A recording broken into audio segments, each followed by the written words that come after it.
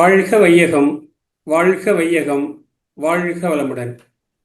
சான்றோர் பெருமக்களே, இன்று நாம் யார் இருக்கிறார்கள் என்ற பொருண்மையிலான ஒரு உரையை உங்களோடு பகிர்ந்து கொள்ள இருக்கின்றோம்.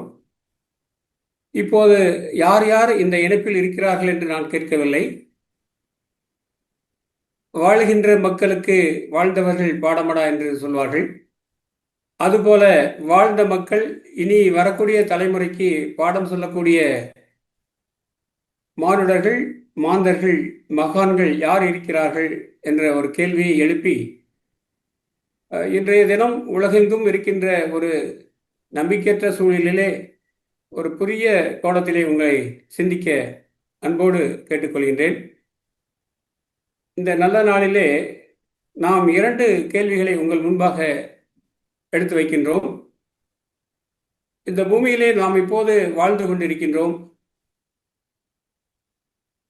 இனி வரக்கூடிய காலங்களில் புதியவர்கள் வர இருக்கிறார்கள். இந்த வருவதும் போவதுமான நிகழ்வு காலகாலமாய் இந்த மண்ணிலே நடந்து கொண்டிருக்கிறது. இதை வைத்துதான் கால சூழலுக்கு ஏற்ப இந்த தலைப்பை நாம் தேர்வு செய்து கொண்டிருக்கின்றோம்.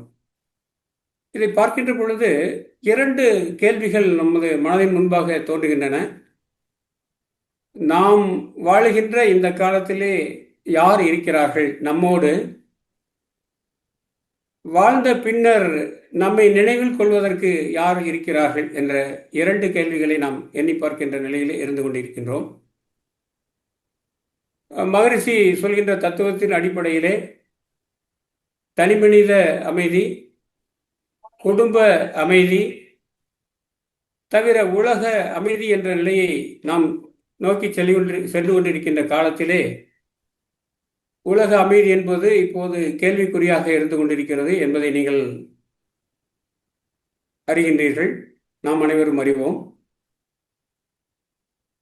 அது தவிர நாம் சமுதாயத்தில் இருப்பது தவிர, குடும்பத்தில் இருப்பது தவிர தனி மனிதனாகவும் வாழ்ந்து கொண்டிருக்கின்றோம். இந்த பூமியில் நாம் மறைந்த பின்பு நம்மை நினைவில் வைத்துக் கொள்வதற்கு யார் இருக்கிறார்கள்? இந்த 2 கேள்விகள் தான் இன்றைய பேச்சின் மைய பொருளாக அமைகின்றது.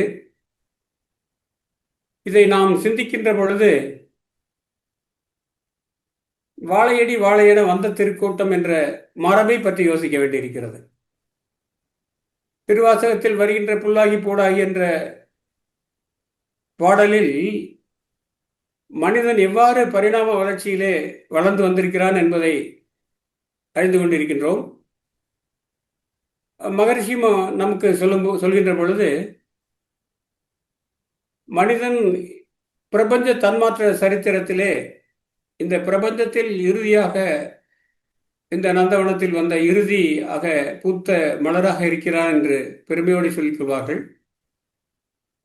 அவருக்கு குருவாக இருந்த திரு அருட்பா தந்த வள்ளலார் அவர்கள் சொன்ன வார்த்தைகள் தான் இந்த வாழையடி வாழை என வந்த திருக்கோட்டம் என்ற ஒப்பற்ற வாக்கியம். ஆனால் அதற்கு முன்பாகவே சமஸ்கிருத பழமொழி ஒன்று நமக்கு சொல்கின்ற செய்தி, இந்த பிரபஞ்சத்திலே நாம் எவ்வாறு பிரபஞ்ச உணர்வை பெறுவதற்கு என்று சொல்கின்ற பொழுது மாதா, பிதா, குரு, தெய்வம் என்ற 4 நிலைகளை நமக்கு எடுத்து சொல்கின்றது. மாதா பிதா இருவரும் இணைந்து ஒரு குழந்தை இந்த பூமிக்கு வருகிறது. அவர்கள் இருவரும் சேர்ந்துதான் நம்மை தந்திருக்கிறார்கள் இந்த பூமிக்கு, மாதாவும் பிதாவும். இது உங்களுக்கு தெரியும். மீன்று பிறந்திருதல் எந்தனை கடனே, சான்றோனாக்குதல் தந்தைக்கு கடனே என்று புறநானூற்று பாடல் உங்களுக்கு தெரியும். எனவே மாதா பிதா இருவரும் நம்மை இந்த பூமிக்கு தந்தாலும் குருவானவர் தான் நமக்கு யாரென கேட்டவர், தந்தவர், நம்மை அடையாளம் காட்டியவர் குரு. அதை தாண்டி 4வது நிலையிலே நாம் பார்ப்பது தெய்வம் என்ற நிலை. அந்த தெய்வ நிலையிலே நாம் 4 பரிமாணங்களாக இருப்பதாக ஒத்துக்கொள்ள முடியும். தெய்வம் நாமாய் இருக்கிறது, நம்மோடு இருக்கிறது, நமக்குள் இருக்கிறது, நாம் மறைந்த பின்பும், அதாவது நாம் இல்லாமலும் இருக்கின்ற நிலைதான் தெய்வ நிலை என்பது. வாழ்க வளமுடன் ஐயா. மைக் மியூட்ல இருக்குங்க ஐயா.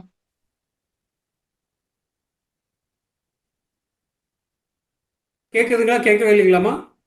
இப்ப கேக்குதுங்க ஐயா. முதல்ல இருந்து கொஞ்சம் கேட்கலீங்களா? கேட்டுச்சுங்களா? கொஞ்சம் கொஞ்சம் கேட்கலைங்க ஐயா. மியூட் ஆயிடுச்சு போல இருக்கு மைக்கு. எப்படி மியூட் ஆச்சு? மாதா பிதா என்ற இந்த குடும்ப அமைப்பு நம்மை தந்தது. மாதா பிதா யாரென நமக்கு காட்டினார். பிதா குரு யார் என நமக்கு காட்டினார். குரு தெய்வம் யார் என நமக்கு காட்டுகின்ற நிலையை தான் இந்த 4 நிலைகள் நமக்கு தெரிவிக்கின்றன. அதனால்தான் சைவ சித்தாந்த அடிப்படையிலே ஆறாறு தத்துவமேது என்று பேசுவார்கள். ஆறாறு தத்துவமேது ஆணவமேது அன்றேதான் மாறா வினையேது மற்றவற்றின் வேறாக நான் ஏது நீ ஏது நடம் அஞ்செழுத்து தானேது தேசியனை சாற்று என்று குருவை பார்த்து சீடன் கேட்பதாக ஒரு முதல் பாடல் உண்மை விளக்க செய்தி நமக்கு தெரிகிறது. அவ்வாறு குரு சிஷ்ய பரம்பரையில் வந்த இந்த பாரம்பரியம்தான் தெய்வத்தை தேடிய ஒரு பயணத்தை நமக்கு தருகிறது. அந்த தெய்வம் என்பது மகரிஷியின் சிந்தனையில் பார்க்கின்ற பொழுது தெய்வம் நாமாய் இருக்கிறது, நம்மோடு இருக்கிறது, நமக்குள் இருக்கிறது, நாம் இல்லாமலும் இருக்கும் நிலையை கொண்டிருக்கிறது தெய்வம். இந்த 4 நிலைகளை நாம் அறிந்து கொண்டால் நாம் இப்போது இருக்கிறோமா, இல்லை அன்றி முன்பே இருந்தோமா, எதிர்காலத்திலும் இருப்போமா என்ற ஒரு நிலையை நாம் தெளிவாக உணர்ந்து கொள்ள முடியும். இதுதான் அந்த 4 நிலைகள். அடுத்தது இதே செய்தியை நமக்கு புறநானூறு தருகின்ற பாடல் நமக்கு சுட்டி காட்டுகின்றது. மன்னன் குமணனின் கொடைத்திறத்தை குறித்து பெருந்தலை சாத்தனார் குறிப்பிடுகின்ற பாடல் அது. நாம் யார் என அறிந்து கொள்ள வேண்டும் என்றால், யாரெல்லாம் இந்த பூமியிலே ஈகை திறத்தை பெற்றிருக்கிறார்களோ அவர்கள் எல்லாம் என்றும் நிலைத்திருப்பவர் என்ற கருத்தை ஒட்டிய பாடலாக அது அமைந்திருக்கிறது. மன்னா உலகத்து மண்ணுதல் குறித்தோர் தம்புகள் நெறியி தாமாய்ந்தனரே துன்னரும் சிறப்பின் உயர்ந்த செல்வர் இன்மையின் இறப்போர்க்கு ஈயாமை இன் என்று சொல்லப்படுகின்ற பாடல் அது. இது புறநானூறு தத்துவ அனைத்தையும் உள்ளடக்கிய பாடலாக இருக்கிறது. மன்னா உலகம் என்பது நிலையில்லாத உலகம். நிலையில்லாத உலகத்திலே நிலை பெற வேண்டும் என்றால் நாம் நமது புகழை இந்த பூமிக்கு எடுத்து சொல்ல வேண்டும். அந்த புகழ் நாம் சொல்லிக்கொள்ளக்கூடாது, அதை பிறர் சொல்ல வேண்டும். வாழுகின்ற காலத்தில் நாம் செய்கின்ற செயல், எண்ணம், சொல், செயல் என்ற 3 நிலைகளிலும் நாம் செய்கின்ற செயல் வருகின்ற தலைமுறைக்கும் நம்மை நினைவூட்ட வேண்டும். அவ்வாறு ஒரு நிலையை நாம் பெற வேண்டும் என்றால் புறநானூறு குறிப்பிடுகின்ற இந்த ஈகை என்ற பண்பை நாம் இயல்பாக பெற்றிருக்க வேண்டும் என்ற பொருளிலே இந்த பாடல் அமைந்திருக்கிறது. இன்னும் ஒரு கேள்வியை நாம் கேட்டுக்கொள்ள வேண்டும். மகரிஷி குறிப்பிடுகின்ற தத்துவம் தான் இந்த உடல் தத்துவம். உடல்களை 3 கூறுகளாக மகரிஷி குறிப்பிட்டு சொல்வார்கள். தூள உடல், நாம் காண்கின்ற பிசிக்கல் பாடி என்று சொல்லப்படக்கூடிய தூள உடல், இது ஐம்பூதங்களின் கூட்டாக காணப்படுகிறது. இது எவ்வாறு ஒரு பொருளிலே அணு என்பது உள் இருந்து கொண்டு இந்த பொருளை உருவாக்குகின்றதற்கு நிலையை சொல்கின்ற வகையிலே சூக்கும உடல் என்ற 2வது உடல் சொல்லப்பட்டிருக்கிறது. புலப்படுகின்ற உடல் என்பது தூள உடல். புலப்படாமல் இந்த உடல் கட்டமைப்புக்கு அடிப்படையாக பில்டிங் பிளாக்ஸ் என்று சொல்வார்கள், அது போன்று இருக்கின்ற அணு உடல் என்று சொல்லலாம். அதை சூக்கும உடல் என்று குறிப்பிடுகின்றார். இவை 2ம் தோன்றுவதற்கு காரணமாக இருந்த உடல் என்பது காரண உடல்.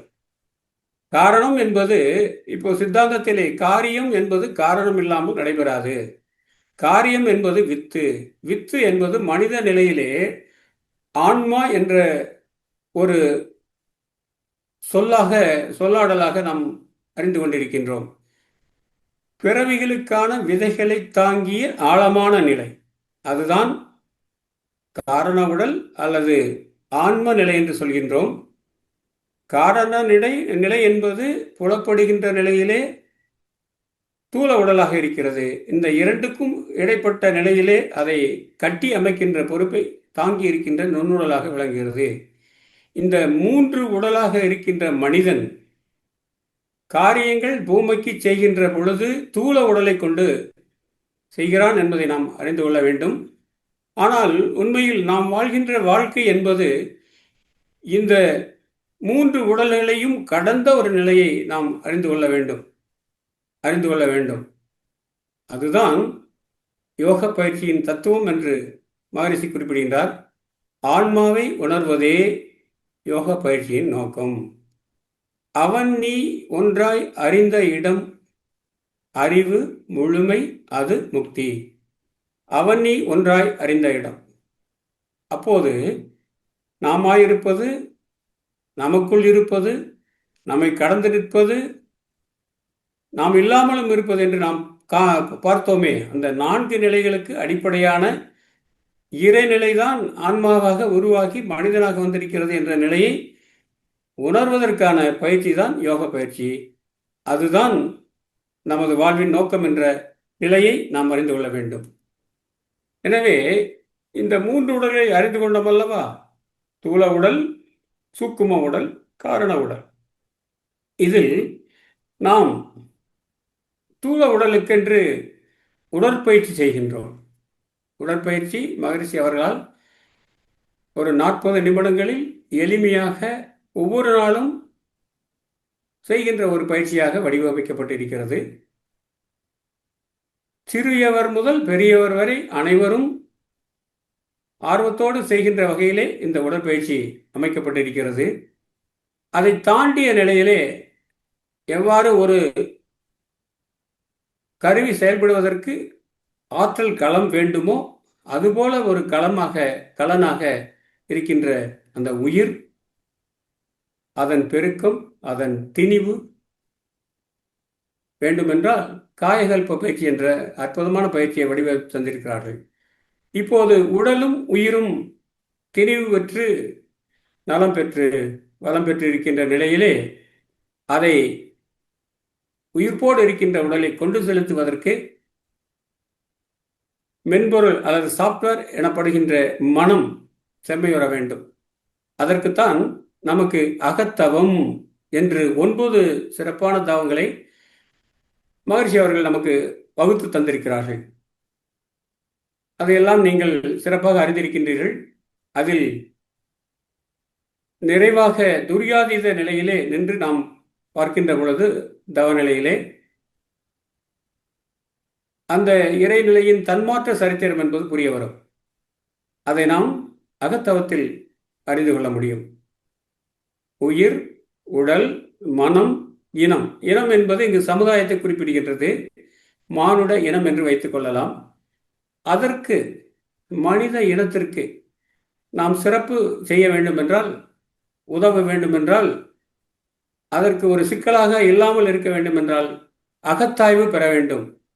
அதற்குத்தான் அதுகுண சீரமைப்பை மகரிஷி அவர்கள் மிகச் சிறப்பாக வகுத்து தந்திருக்கிறார்கள். இதுதான் நாம் இந்த பூமியிலே தெரிந்து கொள்ள வேண்டிய 4 தூண்களாக நமக்கு வேதாத்திரியம் சொல்லிக் கொண்டிருக்கிறது. இந்த நிலையிலே இந்த பூமியில் எத்தனையோ மனிதர்கள் வந்திருக்கிறார்கள், இருந்திருக்கிறார்கள், சென்றிருக்கிறார்கள். ஆனால் அவர்களெல்லாம் இன்றும் வாழ்ந்து கொண்டிருக்கிறார்களா என்று பார்க்கின்ற பொழுது இல்லை என்ற பதிலைத்தான் நாம் அறிந்து கொள்ள முடியும். ஏனென்றால் உலக சரித்திரம் என்பது தன்னம்பிக்கையுடைய ஒரு சில தனி மனிதர்களின் வாழ்க்கை வரலாறு என்று ஒரு அறிஞர் சொல்லியிருக்கிறார். தன்னம்பிக்கையுடைய ஒரு சில தனி மனிதர்களின் வாழ்க்கை வரலாறு தான் உலக சரித்திரம். அவ்வாறு பார்க்கின்ற பொழுது அவர்கள் நிலை பெற்ற, என்றும் போற்றக்கூடிய, மனதில் நின்று கொண்டிருக்கின்ற மனிதர்களாக, மனிதர்களாக இருக்கிறார்கள். இங்கு குறிப்பாக சிலரே உங்களுக்கு சொல்ல வேண்டும் என்று விரும்பியதால் வேதங்களை தொகுத்த, ஏனென்றால் நமது வாழையடி வாழை என வந்த மரபுக்கு ஆதியாக நிற்பது வேதம். அதனை தொகுத்தவர் வேதவியாசர். அந்த வகையிலே வேதங்கள், உபநிடதங்கள், பிரஸ்தான திரயம் என்று சொல்லப்படுகின்ற பிரம்மசூத்திரம், பகவத்கீதை, உபநிடதங்கள், அதை தாண்டி வருகின்ற பொழுது இதிகாசங்கள், அதன் பின்பாக வருகின்ற புராணங்கள், அதன் பின்பாக வருகின்ற பக்தி இலக்கியங்கள், அதன் பின்னாக வருகின்ற நீதி நூல்கள், திருக்குறள் வரை வந்தோம் என்றால் ஆழ்வார்களும் நாயன்மார்களும் சித்தாந்தத்திற்கு தந்த கருத்துக்கள் மிக சிறப்பாக இருக்கின்றன. எனவே இவர்களெல்லாம் ஆன்மீக துறையிலே என்றும் நிலை பெற்ற மனிதர்களாக இந்த பூமியில் வாழ்ந்து கொண்டிருக்கிறார்கள். பல இலக்கிய கருத்தாக்கள் இருந்தாலும் இலக்கண இலக்கிய கருத்தாக்களை நாம் எடுத்துக்கொள்கின்ற பொழுது தமிழுக்கு முதலாக கிடைத்த நூலாகிய தொல்காப்பியம், இதிகாசங்களில் ஒன்றாக விளங்குகின்ற கம்பராமாயணத்தை வகுத்து தந்த கம்பன், வள்ளுவன், இளங்கோ, பாரதி என்றொரு வரிசையை நான் கண்டேன் என்று கண்ணதாசன் குறிப்பிடுகின்றது போல, வள்ளுவன், இளங்கோ, பாரதி இந்த வரிசை இவர்களெல்லாம் என்றும் நின்று நிலை பெற்று இருக்கக்கூடியவர்கள். வள்ளுவன் தந்த வான்முறைதான் இன்று உலகம் முழுவதும் பரவி கொண்டிருக்கிறது.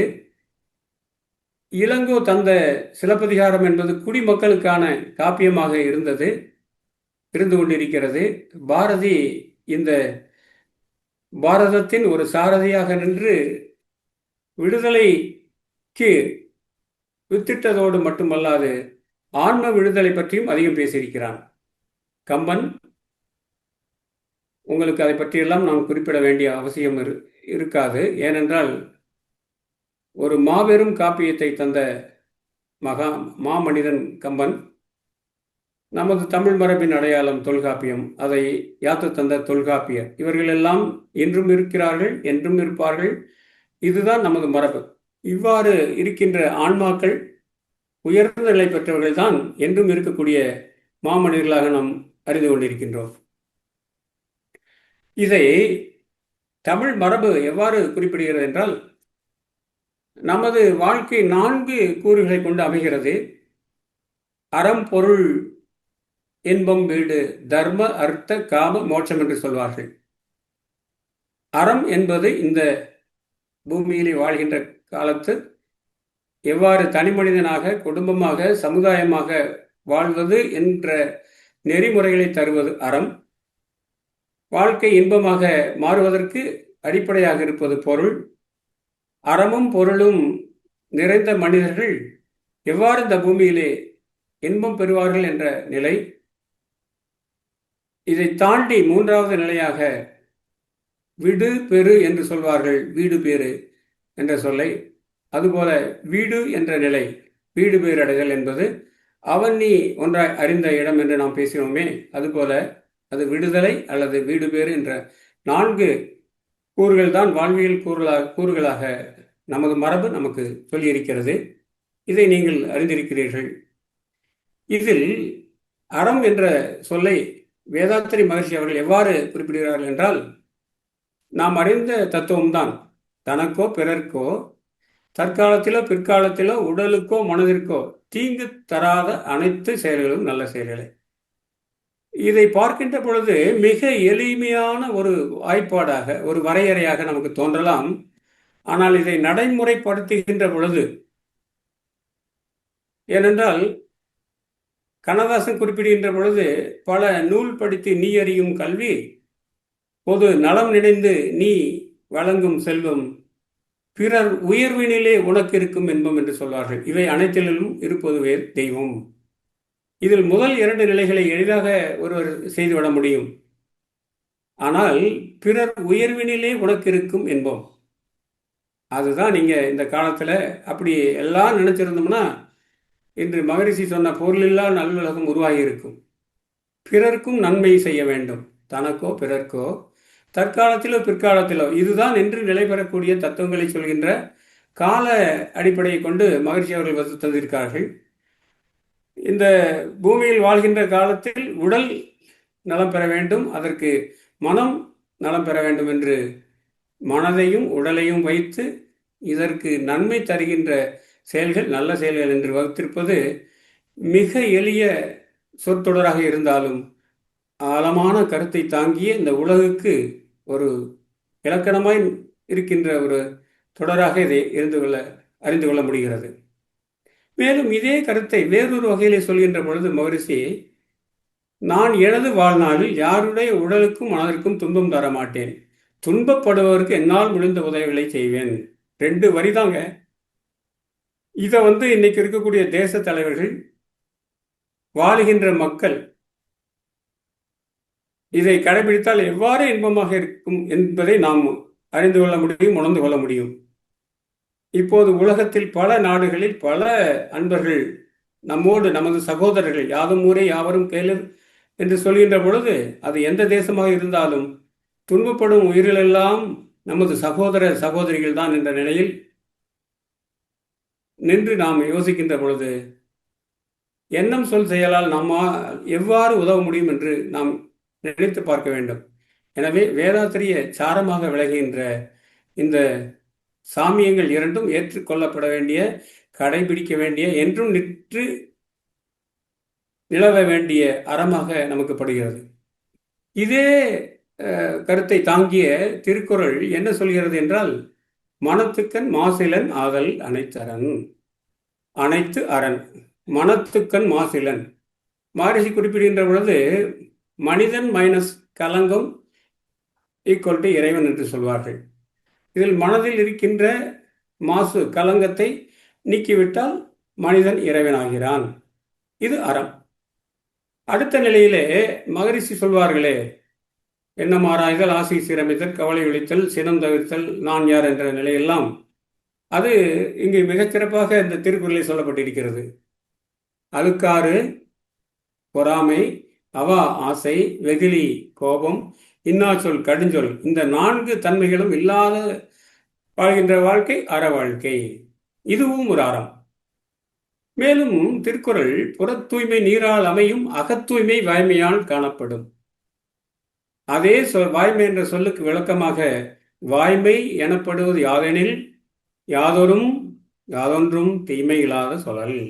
யாதொன்றும் தீமை இல்லாத சொல்லல், அதாவது தனக்கோ பிறர்க்கோ, தற்காலத்திலோ பிற்காலத்திலோ, உடலுக்கோ மனதுக்கோ. மனதுக்கு சொல்லால் வருகின்ற துன்பம் மனதுக்கு. இந்த 4 திருக்குறளின் சாரத்தை எடுத்து மகரிஷி அவர்கள் நாம் மேற்கண்ட வேதாத்திரிய தத்துவத்தின் அடிப்படையை 2 உலக பண்பாடாகவும் வகுத்து நமக்கு தந்திருக்கிறார்கள். அடுத்தது அறம்பொருள் இன்பம் வீடு என்ற நிலையில் பொருளை பற்றி குறிப்பிடுகின்ற வேதாத்திரி மகரிஷி அவர்கள் money is a token of labour என்று சொல்வார்கள். உழைப்பின் அடையாளம் என்பது பணம். உழைப்பில்லாமல் வருகின்ற பணம் பணம் அல்ல. பணமாக தெரியலாம், ஆனால் அது பணமாக இருக்க முடியாது என்று அறிவித்து குறிப்பிடுகின்றார் மகரிஷி அவர்கள். அதைத்தான் அறம் ஈனும் இன்பமும் ஈனும் திறனறிந்து தீதின்றி வந்த பொருள். நம்மிடையே இருக்கின்ற பொருள் என்பது அறத்தை தர வேண்டும், நமக்கு இன்பத்தையும் தர வேண்டும். அவ்வாறென்றால் அந்த பணத்தை ஈட்டுகின்ற திறன் நம்மிடம் இருக்க வேண்டும். அவ்வாறு வருகின்ற பொருளிலே தீமை இருக்கக்கூடாது. இதே சிந்தனை அவர்கள் தான், அதைத்தான் மகரிஷி அவர்கள் money is the token of labour, உழைப்பின் அடையாளம் பணம் என்று சொல்கிறார்கள். செய்க பொருளை என்று சொல்கிறார்கள். பொருள் இந்த வாழ்க்கைக்கு அடிப்படை. எனவே பொருள் இல்லாமல் இந்த உலகம் இல்லை என்று சொல்கின்ற திருக்குறள் செய்க பொருளை செய்க என்று கூட குறிப்பிடவில்லை.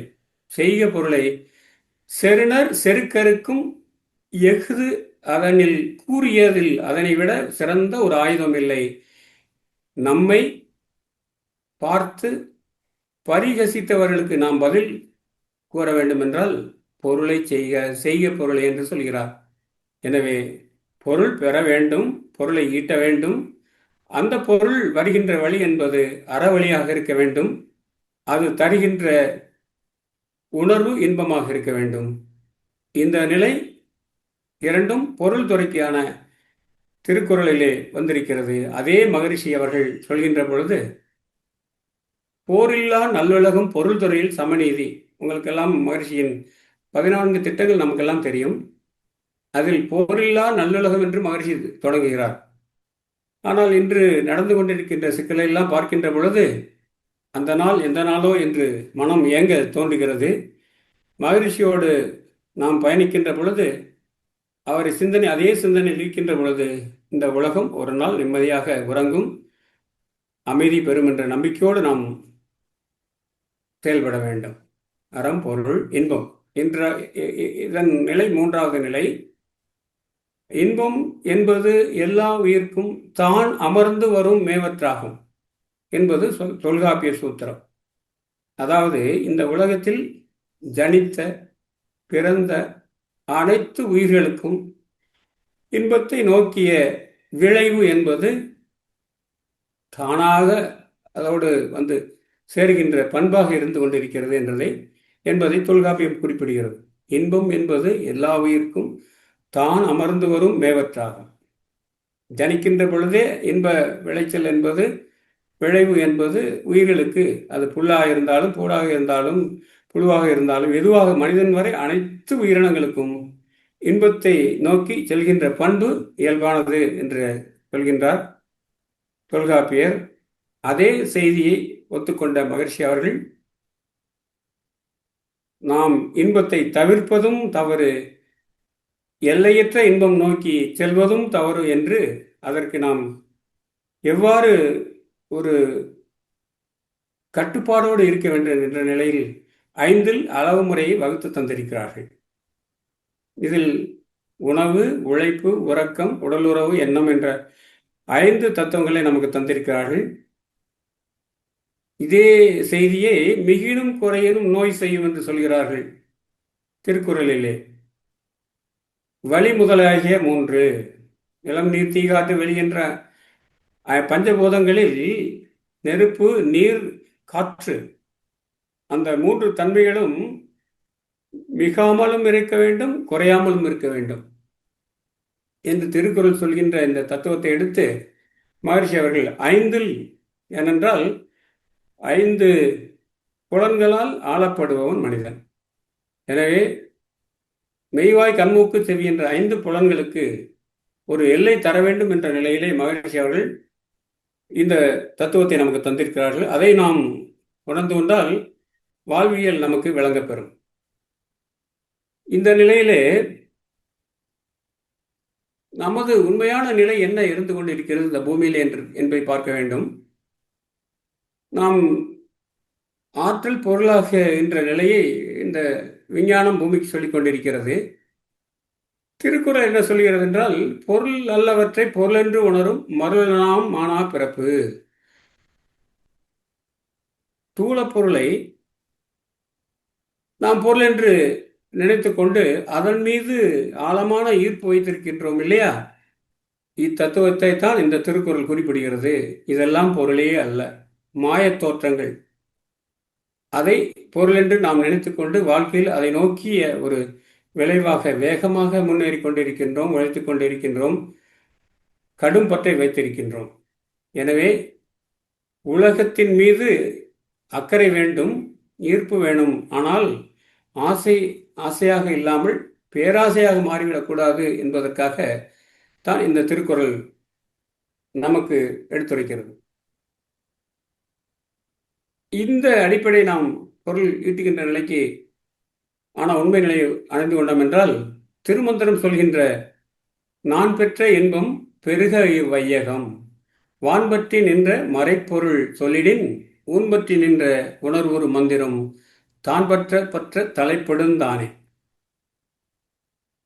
இறைவனை தலைப்பட்டு தேடி சிக்கன பிடித்தேன் எங்கெழுந்தருள்வாய் இனியே என்று இறைவனை நாம் அணுகி பற்றத்தான் பற்றினேன் என்று குறிப்பிடுவது போல இறைவனை பற்றி நிற்கின்ற பொழுது இந்த அடிப்படையை நாம் உணர்ந்து கொள்ள முடியும்.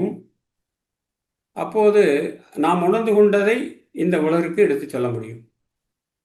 அப்போதுதான் மகரிஷி குறிப்பிடுகின்ற வாழ்க வையகம், வாழ்க வளமுடன் என்ற சொல்லுக்கு பொருள் இருக்கும். நான் பெற்ற இன்பம் பெருக வையகம், வான்பற்றி நின்ற மறைபொருள் சொல்லிடேன். தோளமாக இருக்கின்ற உலகுக்கு சுக்குமமாக இருக்கின்ற இறைத்தன்மையை பற்றி தெரிந்து கொள்ள வேண்டும் என்றால் அந்த நிலையிலே மனதை செலுத்தி மீண்டும் மீண்டும் அதை பற்ற தலைப்பிடும்போது நாம் அதை உணர்ந்து கொள்ள முடியும் என்ற செய்தியை திருமந்திரம் நமக்கு குறிப்பிடுகின்றது. இதே செய்தியை சுவையொளி ஊறு ஓசை நாற்றம் என்ற ஐந்தின் வகை தெரிவான் கட்டே உலகு என்று நீத்தார் பெருமை என்று குறிப்பிடப்படுகின்ற 3வது திருக்குறள் அதிகாரத்திலே குறிப்பிடப்படுகிறது. மகரிஷி அவர்களுக்கு மிகவும் நெஞ்சுக்கு நெருக்கமான குரலாக இதை குறிப்பிட்டு பேசுவார்கள். நாம் அறிந்திருக்கின்றோம். சுவை, ஒலி, ஊறு, ஓசை, நாற்றம். காற்றுக்கு உணர்வு ஊறு, வெளிக்கு ஓசை, கண்ணுக்கு வெளிச்சம் ஒலி, நாக்குக்கு சுவை, நாற்றம் என்பது மூக்குக்கு. இந்த 5 இதை பஞ்ச தன்மாத்திரை என்று நாம் குறிப்பிட்டு பேசுகின்றோம். 5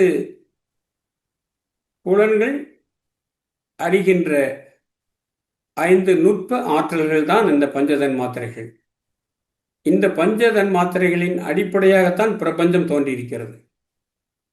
சூக்கும ஆற்றல் என்று சொல்வார்கள். சுவையொலி ஓசை நாற்றம் என்ற 5ஐயும் சூக்கும நிலையில் இருக்கின்ற ஆற்றல் நிலை என்று சொல்வார்கள்.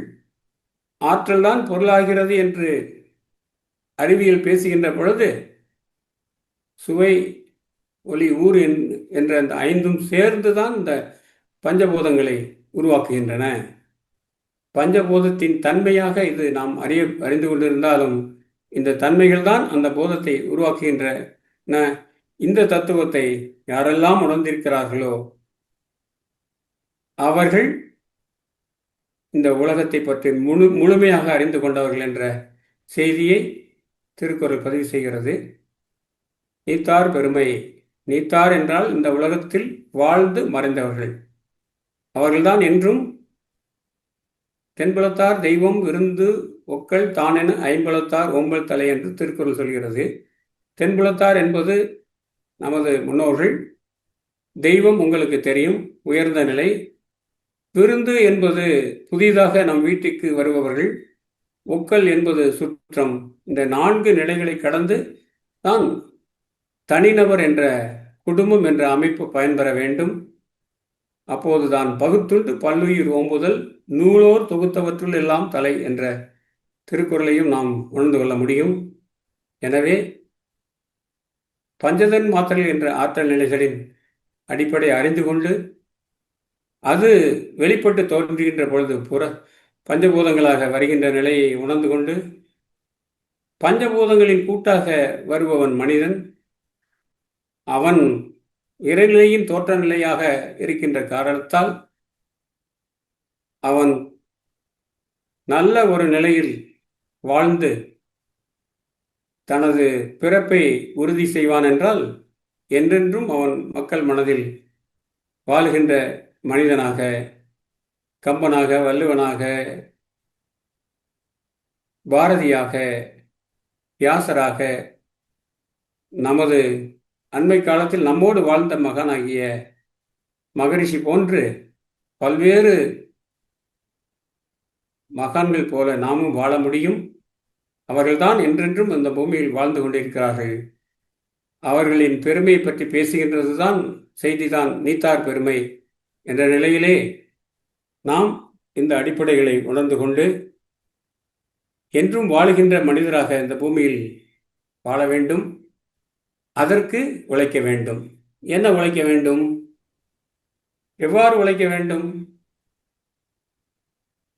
இதை ஒரு லாங்ஃபெலோ என்ற அறிஞன் குறிப்பிடுகின்ற சாமியமாக, ஸ்டேட்மெண்ட் ஆஃப் தி ப்ராப்ளம் என்று சொல்வார்களே, அதுபோல இன்று வாழ்வில் உயர்நிலையில் இருப்பவரெல்லாம் திடீரென தாவி குதிக்கவில்லை, பிறர் தூங்கிக் கொண்டிருக்கும் போது உழைத்துக் கொண்டிருந்தார்கள்.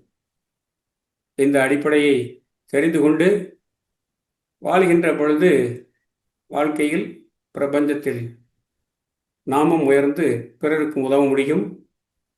அவ்வாறு வாழ்கின்ற வாழ்க்கைதான் மெய்ப்பொருள் காணும் வாழ்க்கையாக அமையும்.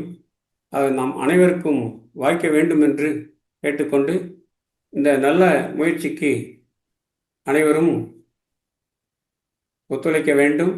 பிரபஞ்சம் அமைதி பெற வேண்டும், தனி மனிதன் அமைதி பெற வேண்டும், குடும்பம் அமைதி பெற வேண்டும் என்று சொல்லி, அனைத்துலகும் இன்பம் பெற வாழ்வதுதான் வாழ்க்கை என்று சொல்லி, அவ்வாறு வாழ்ந்தவர்கள் பெருமையைத்தான் நாம் திரும்ப திரும்ப பேசி வாழ்க்கையில் நெறிப்பட வாழ வேண்டும் என்று சொல்லி, இந்த நல்ல வாய்ப்புக்கு நன்றி பாராட்டி நிறைவு செய்கிறேன். வாழ்க வையகம், வாழ்க வளமுடன். தொடர்ந்து கேள்வி பதில் நிகழ்ச்சிக்கு நாம் செல்ல இருக்கின்றோம். ஐயா வாழ்க வளமுடன். கேள்வி பதில் நிகழ்ச்சிக்கு செல்லலாங்களா ஐயா? வாழ்க வளமுடன் வாழ்க ஐயா. வளமுடன் அம்மா, வாழ்க வளமுடன். போலாமா? நன்றிகள் ஐயா. வாழ்க வளமுடன். கேள்வி பதில் நிகழ்ச்சிக்கு முதல் அன்பராக ராஜாராமன் ஐயா சென்னையிலிருந்து. வாழ்க வளமுடன் ஐயா.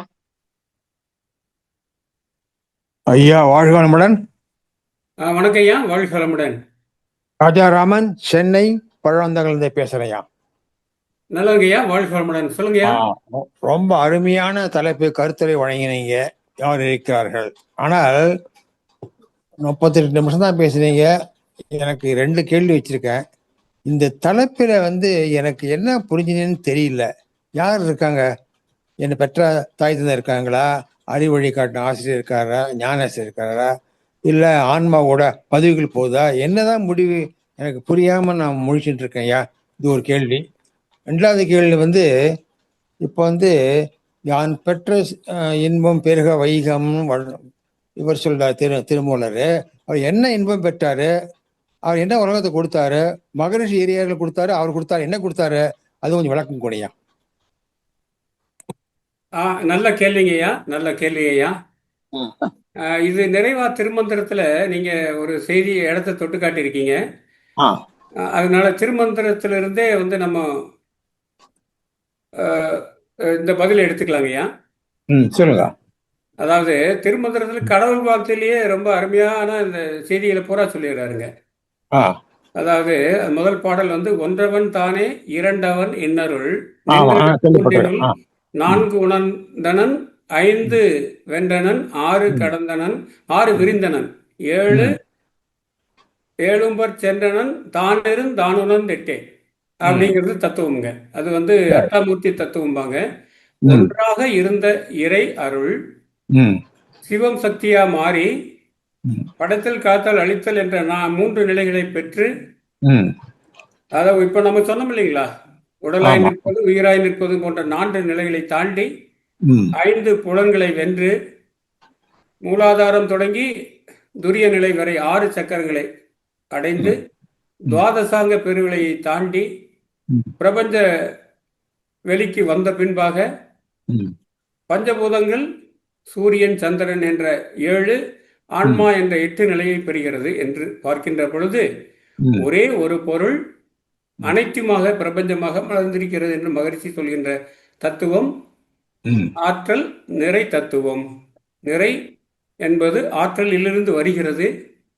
ஆற்றல் என்பது ஆன்ம நிலையில் பார்க்கின்ற பொழுது திணிவு பெற்ற ஆற்றல் என்பது ஆன்மா. அது அழிவு பெறுவதில்லை. ஆற்றலாக இருந்த ஆன்மா தோற்றமாக மனித உருவில் உச்சநிலையில் வருகிறது. அது மறைவது என்பது தூள உடல் மறைகிறது. ஆன்ம நிலை என்பது என்றும் மறைவதில்லை.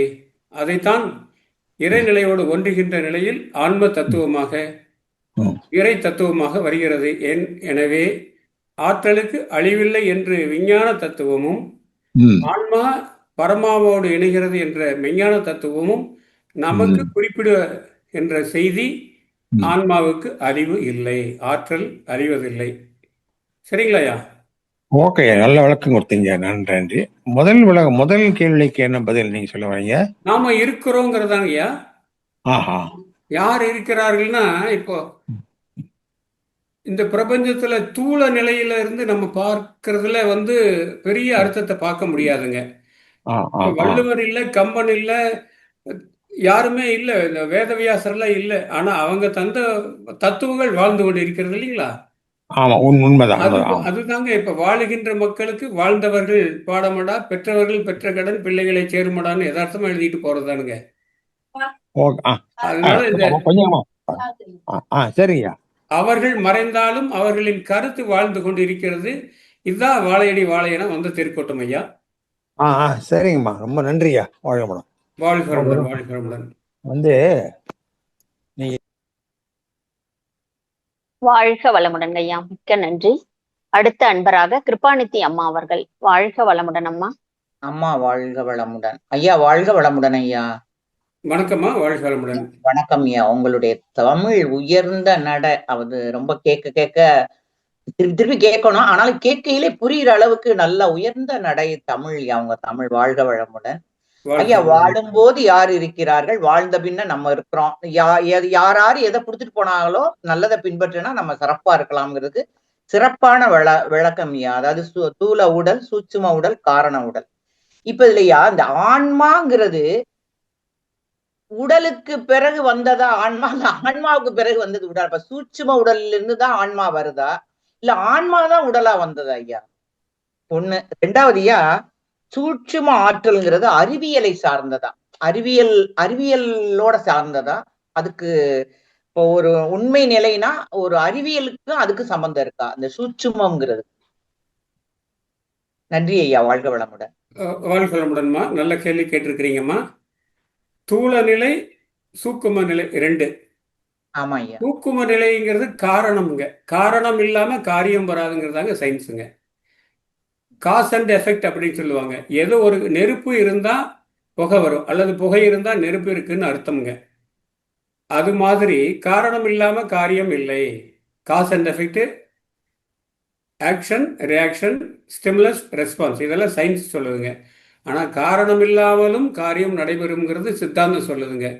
அதைத்தான் விச்சையின்றியே விளைவு செய்குவாயின்னு சொல்லி நமது திருவாசகம் குறிப்பிடுகிறதுங்க. அதனால அது அந்த நிலைக்கு வேண்டாம். நீங்கள் சொன்ன மாதிரி சூக்குமமாக இருக்கக்கூடிய காரண உடல் தான் அடிப்படைங்க. காரண உடல்ங்கிறதா ஆன்ம நிலை. ஆன்மாவுக்கு அழிவில்லைன்னு சொல்லிட்டோம். ஆன்மா அப்படிங்கிறது ஆற்றலின் தொகுப்பு அல்லது திணிவு பெற்ற ஆற்றல் நிலை ஆன்மா. எனவே அந்த திணிவு பெற்ற ஆற்றல் திரும்பவும் ஆற்றலோடு தான் இணைகிறது. இதை நீங்கள் எப்படி நினைக்கலாம்னா, வெளிச்சத்தை வெளிச்சத்துக்குள்ளே தான் வைக்க முடியும். வெளிச்சத்துக்குள்ளே கொண்டு போய் இருட்டுக்குள்ளே வச்சிங்கன்னா இருட்டு காணாமல் போயிடும்.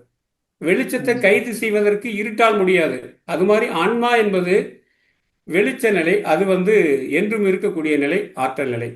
அது ஒரு உடம்பை எடுத்துக்கொண்டு ஒரு குறிப்பிட்ட காலம் வாழ்ந்து சில அனுபவங்களை பெற்று திரும்பவும் ஆற்றல் நிலையாக மாறுகின்ற அந்த நிலை தான் தோற்ற ஒடுக்கம். உடல் தோன்றுகிறது, ஆன்மா தோற்றம் பெறுகிறது, அது வசிப்பதற்கென்று உடலை ஏற்படுத்திக் கொள்கிறது. அதுதான் தூல உடல். தூல உடலில் அந்த ஆன்மா தங்குவதற்கு ஏற்ற சூழல் இருக்கும் வரை இந்த பிரபஞ்சத்தில் வாழ்க்கை நடைபெற்று கொண்டிருக்கிறது. அந்த கூடு என்ற உடல் அதன் தன்மை இழக்கின்ற பொழுது ஆற்றல் அங்கு தங்குவதற்கு வாய்ப்பு இழக்கிறது. அது வெளியேறுகிறது. வெளியேறிய ஆன்மா திணிவு பெற்ற ஆற்றல் திரும்பவும் பிரபஞ்சத்தோடு சேர்ந்து கொள்கிறது. பொருள் ஆற்றலாக மாறுவது போல இந்த பஞ்சபூதங்களின் கூட்டாகிய உடல் பஞ்சபூதத்தோடு இணைந்து விடுகிறது. ஆன்மா திரும்பவும் ஆற்றல் நிலையில் இருந்து கொண்டிருக்கிறது. இதுதானமா சித்தாந்தத்தில் பார்த்தாலும் அறிவியலில் பார்த்தாலும் முடிந்த முடிவாக இருக்கக்கூடிய ஒரு நிலைங்கம்மா. சரிங்களாம்மா? நன்றி ஐயா. ஆனா அது முழுக்க முழுக்க ஒரு அறிவியலா கூட எடுத்துக்கலாம்ல ஐயா? அறிவியல் எடுத்துக்கலாமா? அதான் ஆற்றல் பொருள் தாங்க. 4 அடிப்படைகள் தாங்கம்மா அறிவியலுக்கு. காலம், தூரம், ஆற்றல், பருமன். மகிழ்ச்சி சொல்றது தானுங்க. ஆற்றல் பரும நிலை கொள்கின்ற பொருளாக மாறுகிறது. அந்த பொருளாக மாறுகின்ற பொழுது காலம் தொடங்குகிறது. அது இருக்கின்ற ஒரு இடம் ஸ்பேஸ் என்று சொல்லக்கூடிய வெளியாக இருக்கிறது. இந்த 4 அடிப்படையை எடுத்துக்கொண்டுதான் எனர்ஜி, மாஸ், டைம், ஸ்பேஸ் அப்படின்னு சொல்லி விஞ்ஞானம் வளர்ந்து கொண்டு இருக்கிறது. அதே அடிப்படையில் தத்துவம் என்ற மெஞ்ஞானம் வளர்ந்து கொண்டு இருக்கிறதம்மா. நீங்க சொன்னது சரிங்கம்மா. நன்றி ஐயா. ரொம்ப சிறப்பு. வாழ்த்துக்கள். வாழ்க வளமுடன் அம்மா. வாழ்க வளமுடன் அம்மா. வாழ்க வளமுடன் அம்மா. மிக்க நன்றி. மிக்க நன்றிகள் ஐயா. வாழ்க வளமுடன். அடுத்த அன்பராக கவிதா கோவிந்தராஜன் ஐயா அவர்கள். அம்மா அவர்கள். வாழ்க வளமுடன் அம்மா. கவிதாம்மா. வாழ்க வளமுடன் அம்மா. வாழ்க வளமுடன் ஐயா. ஐயா, வாழ்க்கை சிலர் தூங்கிக் கொண்டே உழைக்கிறார்கள் இல்லையா, அது என்ன? கடைசியா வந்து யதார்த்தமா அந்த பூமிக்காக இரவு பகல் பாராம உழைக்கிறாங்க இல்லைங்களாமா, ஆஹ் அவங்கள பத்தி தான் இப்ப வந்து நம்ம பாக்குறதுக்கு திடீர்னு ஒரு கவிதா அம்மா, நீங்க தானே கவிதா அம்மா? ஆமா. கவிதா அம்மா வந்து பெரிய நிலைய பொருளாதாரத்திலையும் ஆன்ம நிலையிலையும் அறிவிலையும் வளர்ந்துருக்காங்கன்னு சொல்லி பக்கத்துல ஒருத்தர் பொறாமப்பட்டாங்கன்னா, அந்த ஆஹ் நிலையை நீங்க பெறுவதற்கு எவ்வளவு பிரயத்தனம் பண்ணிருப்பீங்க, எவ்வளவு உழைப்பு கொடுத்திருப்பீங்க. நீங்க உம் கொடுத்திருந்தாலும் உங்களை சார்ந்த முன்னோர்கள், உங்களோட மரபுப்படி முன்னாடி இருக்கிறவங்க எல்லாம் சேர்ந்து உருவாக்கிய ஒரு ஏற்றம், ஒரு உயர்வு தாங்க நீங்க பெற்றிருக்கிறீங்க. ஆஹ் அதனால இன்னைக்கு ஒரு நாள்ல உருவாகிறது அல்லங்க நம்ம வைத்திருக்கக்கூடிய உயர்ந்த நிலையும் பொருள் செல்வங்களும். அது வந்து காலகாலமாக பல்வேறு மனிதர்கள் உழைத்த உழைப்பு. அதை குறிப்பிடுவதற்கு தான் இந்த லாங்ஃபெல்லோங்கிற அறிஞன் வந்து அதை யதார்த்தமான ஒரு ஸ்டேட்மெண்ட்டுங்க அது. இன்று அப்படிங்களா? வாழ்வில் உயர்நிலையில் இருப்பவர்கள் எல்லாம் திடீர்னு இந்த லாட்டரி சீட்ல பணக்காரர் ஆகல. அப்படி ஆஹ் வந்து அது திறனறிந்து தீதின்றி வந்த பொருளா இருக்க முடியாதுங்க. உம் அந்த பொருளை பெறுவதற்கு நமக்கு திறன் இருக்கணும். அந்த பொருள் நம்மிட இடம் வந்து சேர்வதற்கான வழியும் தூய வழியாக இருக்க வேண்டும். எனவே அவர்கள் பல உம் பல ஆண்டுகள் பல காலம் உழைத்து உழைத்து உருவாக்கிய நிலைதான் நமது உயர்ந்த நிலை, அறிவு நிலை, உம் பொருளாதார நிலை. அனைத்து நிலைகளும் எவ்வாறு பெற முடியும் என்பதற்கான ஒரு யதார்த்தமான ஒரு தத்துவ சிந்தனையும் அம்மா அது. ஆஹ் ஆஹ் சொல்லுங்கம்மா. ஐயா, காற்று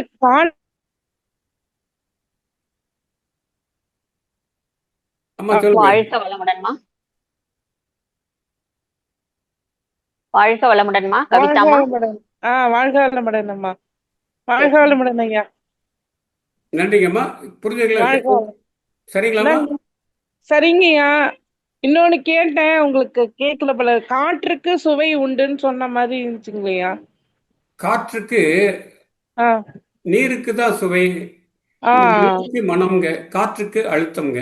அது அழுத்தம். உடல் செல்வம். சரிங்க. சரிங்கய்யா. வாழ்க வளமுடன் ஐயா. வாழ்க வாழ்க வளமுடன் வளமுடன். அம்மா. வாழ்க வளமுடன். வாழ்க வளமுடன் ஐயா. அன்பர்கள் ஐயாவிடம் இன்றைய தலைப்பை ஒட்டி ஐயங்கள் எதா இருந்தா கேட்டு பயன்பெறலாம். இந்த அற்புதமான வாய்ப்பை அன்பர்கள் அனைவரும் பயன்படுத்திக் கொள்ள வேண்டுகிறோம். வாழ்க வளமுடன்.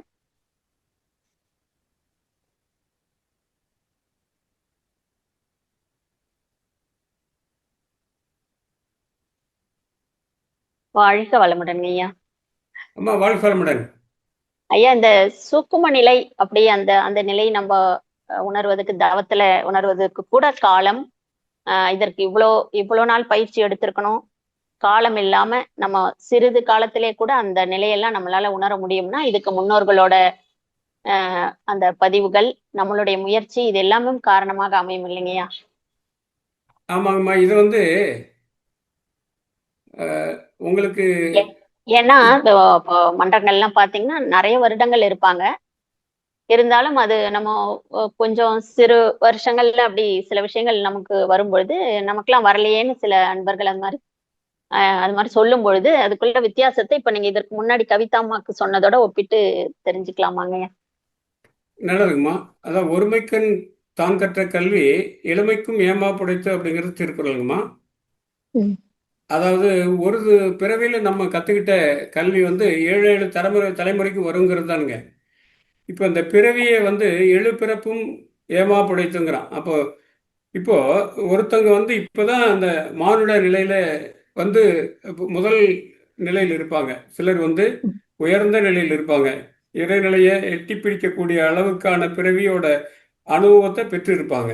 அவங்களுக்கு வந்து இப்போ எப்படி +2 முடித்தவங்க காலேஜில் என்ட்ரு ஆகிறதுக்கும் ஃபஸ்ட் ஸ்டாண்டர்ட் படிக்கிறவங்க காலேஜ் என்ட்ரு ஆகிறதுக்கும் இடையில இருக்கக்கூடிய கால இடைவெளி போல சிலர் விரைவாக அந்த தவா நிலைக்கு சென்று விடுவார்கள் என்றால், அதற்கு முன்பாகவே அவர்கள் எட்டியிருக்கின்ற உயரம், அவர்கள் பெற்றிருக்கின்ற அனுபவம் கூட இருக்கிறதுனால தான் அதை முடியுமா. எதுவுமே வந்து மகரிஷி சொன்ன செயல் விளைவு தத்துவத்தில் செயலுக்கான விளைவு இருக்குங்க. விளைவு இருக்குன்னா செயல் இருக்குன்னு அர்த்தங்க. இப்போ நம்ம ஒருத்தருக்கு சீக்கிரமே தவம் சித்தி ஆகுது, சிலருக்கு வந்து காலம் எடுத்துக்குதுன்னு சொன்னா அந்த தவம் சித்திப்பதற்கான வாய்ப்பு ஏற்கனவே அவர்களால் உருவாக்கப்பட்டிருக்கிறது என்று அர்த்தம்.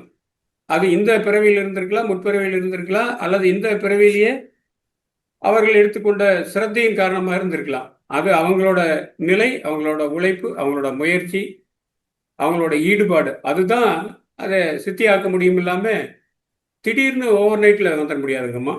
தவம்ங்கிறது வந்து பார்த்தீங்கன்னா, ராமகிருஷ்ணர் வந்து வயல்வெளியில நடந்து போறப்போ, பச்சை வயல்வெளியில, வான்வெளியில கருத்த மேகங்களுக்கு பின்புலத்துல கொக்குகள் பறக்கிற அந்த சூழ்நிலை பார்த்தாவே அப்படியே தவத்துல உயர்ந்த நிலைக்கு போய் அவர் கீழே விழுந்துருவாருலாம் நம்ம படிச்சிருக்கோம்.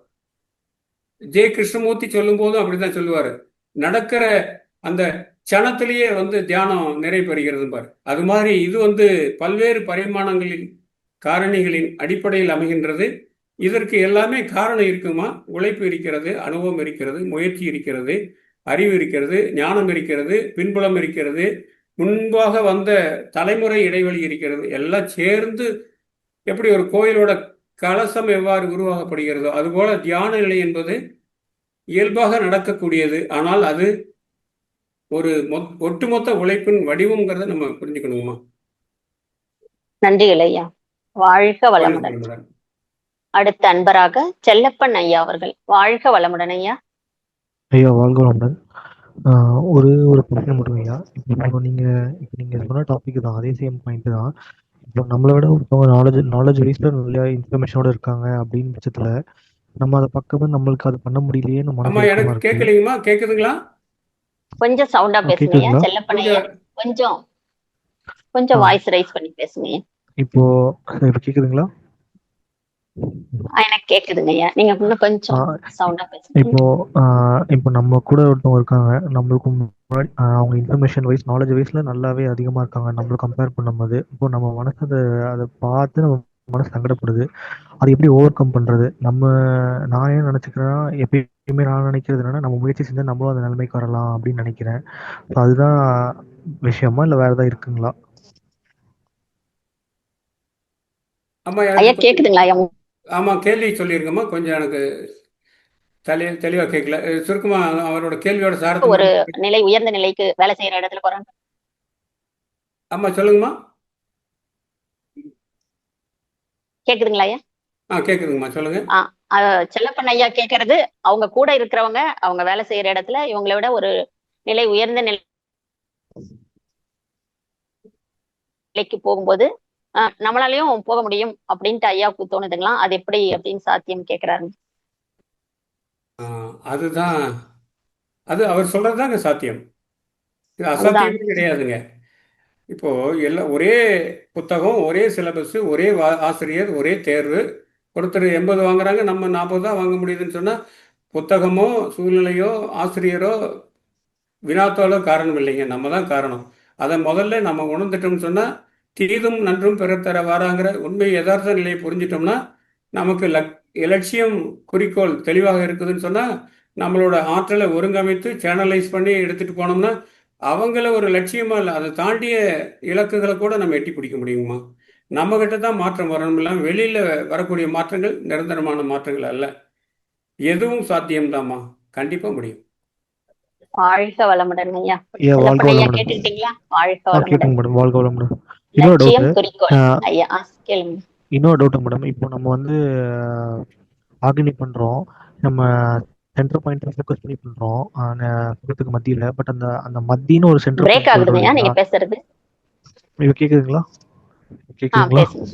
சொல்லுங்க. இப்போ நம்ம புருவ மத்தியில வந்து வச்சு நம்ம மெடிடேஷன் பண்றோம். அந்த மத்தி இந்த பாயிண்ட் சென்டர் நம்ம ஃபோக்கஸ் நடுவுல. ஆனா அந்த நடுவு வந்து மெடிடேஷன் பண்ண அது அந்த பக்கம் இந்த பக்கம் அப்படியே டிஃப்ரெண்ட் ஆயிட்டு இருக்காது. அந்த புருவ மத்தியே தெரிய மாட்டேங்குது, அந்த பக்கம் இந்த பக்கம் போயிட்டு இருக்கு, அந்த சென்டரே கிடைக்க மாட்டேங்குது. அதான் ஐயா, உங்களுக்கு ஆக்கினையில உணர்வு கிடைக்கல போல இருக்குங்கய்யா. நிலைத்து இருக்க மாட்டதுன்னு சொல்றாங்க. இது வந்து நமது ஸ்மார்ட் டைரக்டர் தாமோதரனையா அழகா சொல்லுவாங்க. அதாவது நம்ம அந்த எல்லாமே ஒரு அனுமானம், ஒரு உணர்வு நிலைதானுங்க. அதை வந்து டக்குன்னு நீங்க உணர முடியுங்க. அந்த இடத்துல ஆற்றல் குவியக்கூடிய ஒரு உணர்வை நீங்கள் பெற முடியுங்க. அது சரியாக சித்திக்கலின்னு சொன்னால் அதுக்கு மேலே 1 இன்ச்சு கீழே 1 இன்ச்சு ஆசிலேட் பண்ணணும் பாரு நம்ம உணர்வை. இப்போ மூலாதாரம்னா மூலாதாரத்தோட கீழ்நிலை மேல்நிலைக்கு இடையில ஒரு அசைவை உணரணும். அதுக்கப்புறம் அப்படியே அந்த அசைவு கொஞ்சம் கொஞ்சமாக குறைஞ்சி அசையாத நிலை ஏற்படும். அந்த புள்ளியை அனுமானமாக மனசில் வச்சுட்டு அந்த மைய புள்ளியை நோக்கி மனசோட மொத்த ஆற்றலையை குவிச்சு தெளிவாக உணரணும்.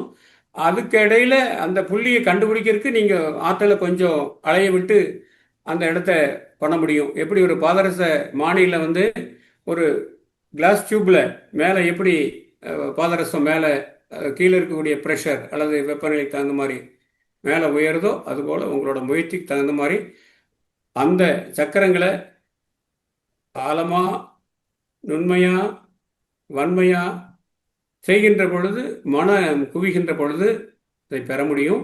அதுக்கு மேலையும் கீழையும் ஒரு அனுமானத்தில் மனநிலையை லேசாக அசைச்சு அந்த புள்ளியை பிடிச்சிக்க முடியும்.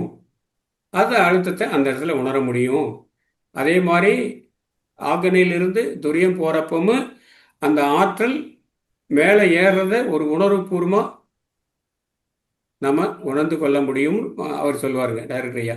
அது மாதிரி நீங்கள் நாள்பட முயற்சி செய்ய செய்ய அந்த நிலை எளிமையாக வந்துடுமுங்க. அது ஒரு முயற்சியின் காரணமாக வருதுன்னு நினைக்காம இயல்பாக நடக்கக்கூடியதுன்னு நினைச்சாவே அந்த இயல்பு நமக்கு வந்துருங்கம்மா.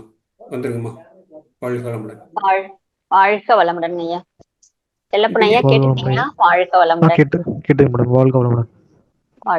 நீங்கள் சப்ளிமெண்ட் பண்ணுறதுன்னா பண்ணலாங்கம்மா. நீங்கள் கூடுதல் விளக்கம் கொடுக்கணும்னா கொடுக்கலாங்கம்மா. இல்லைங்க ஐயா. இது ஆமா ஐயா வந்து எம்ஆர்சில சொல்லியிருக்காங்க இந்த மாதிரி ஆழ்நிலை தவம் பண்ணும் பொழுது 9 மைய தவத்துல இந்த மாதிரி ஒரு மையத்துல பண்ணும் பொழுது ஐயா ஸ்மார்ட் இயக்குனர் சொல்லியிருக்காங்க. கரெக்ட் தாங்க. முயற்சி தாங்க எல்லாமே. மனசை கட்டுப்படுத்துறதுக்கு இன்னொரு கருவி நம்ம கிட்ட இல்லைங்க. உண்மைதாங்க. அது தொடர் முயற்சி இல்லாம கொஞ்சம் சீக்கிரத்திலே கிடைக்கணும்னு மன்றங்கள்ல இது மாதிரி நினைக்கிறது இயல்பு தானுங்க. அதனால அவங்க கேக்குறாங்க. மாணவர்கள் ஷார்ட்கட்ல ஆன்சர் கண்டுபிடிக்கிற மாதிரி அது தொடர் முயற்சி தானுங்க. இப்ப எப்படி சேட்டலைட் எடுத்துட்டு ராக்கெட் போகுதோ, ராக்கெட் போற வழியில கொஞ்சம் ரெஸ்ட் எடுத்துருச்சுன்னா சேட்டலைட் போய் சேராது.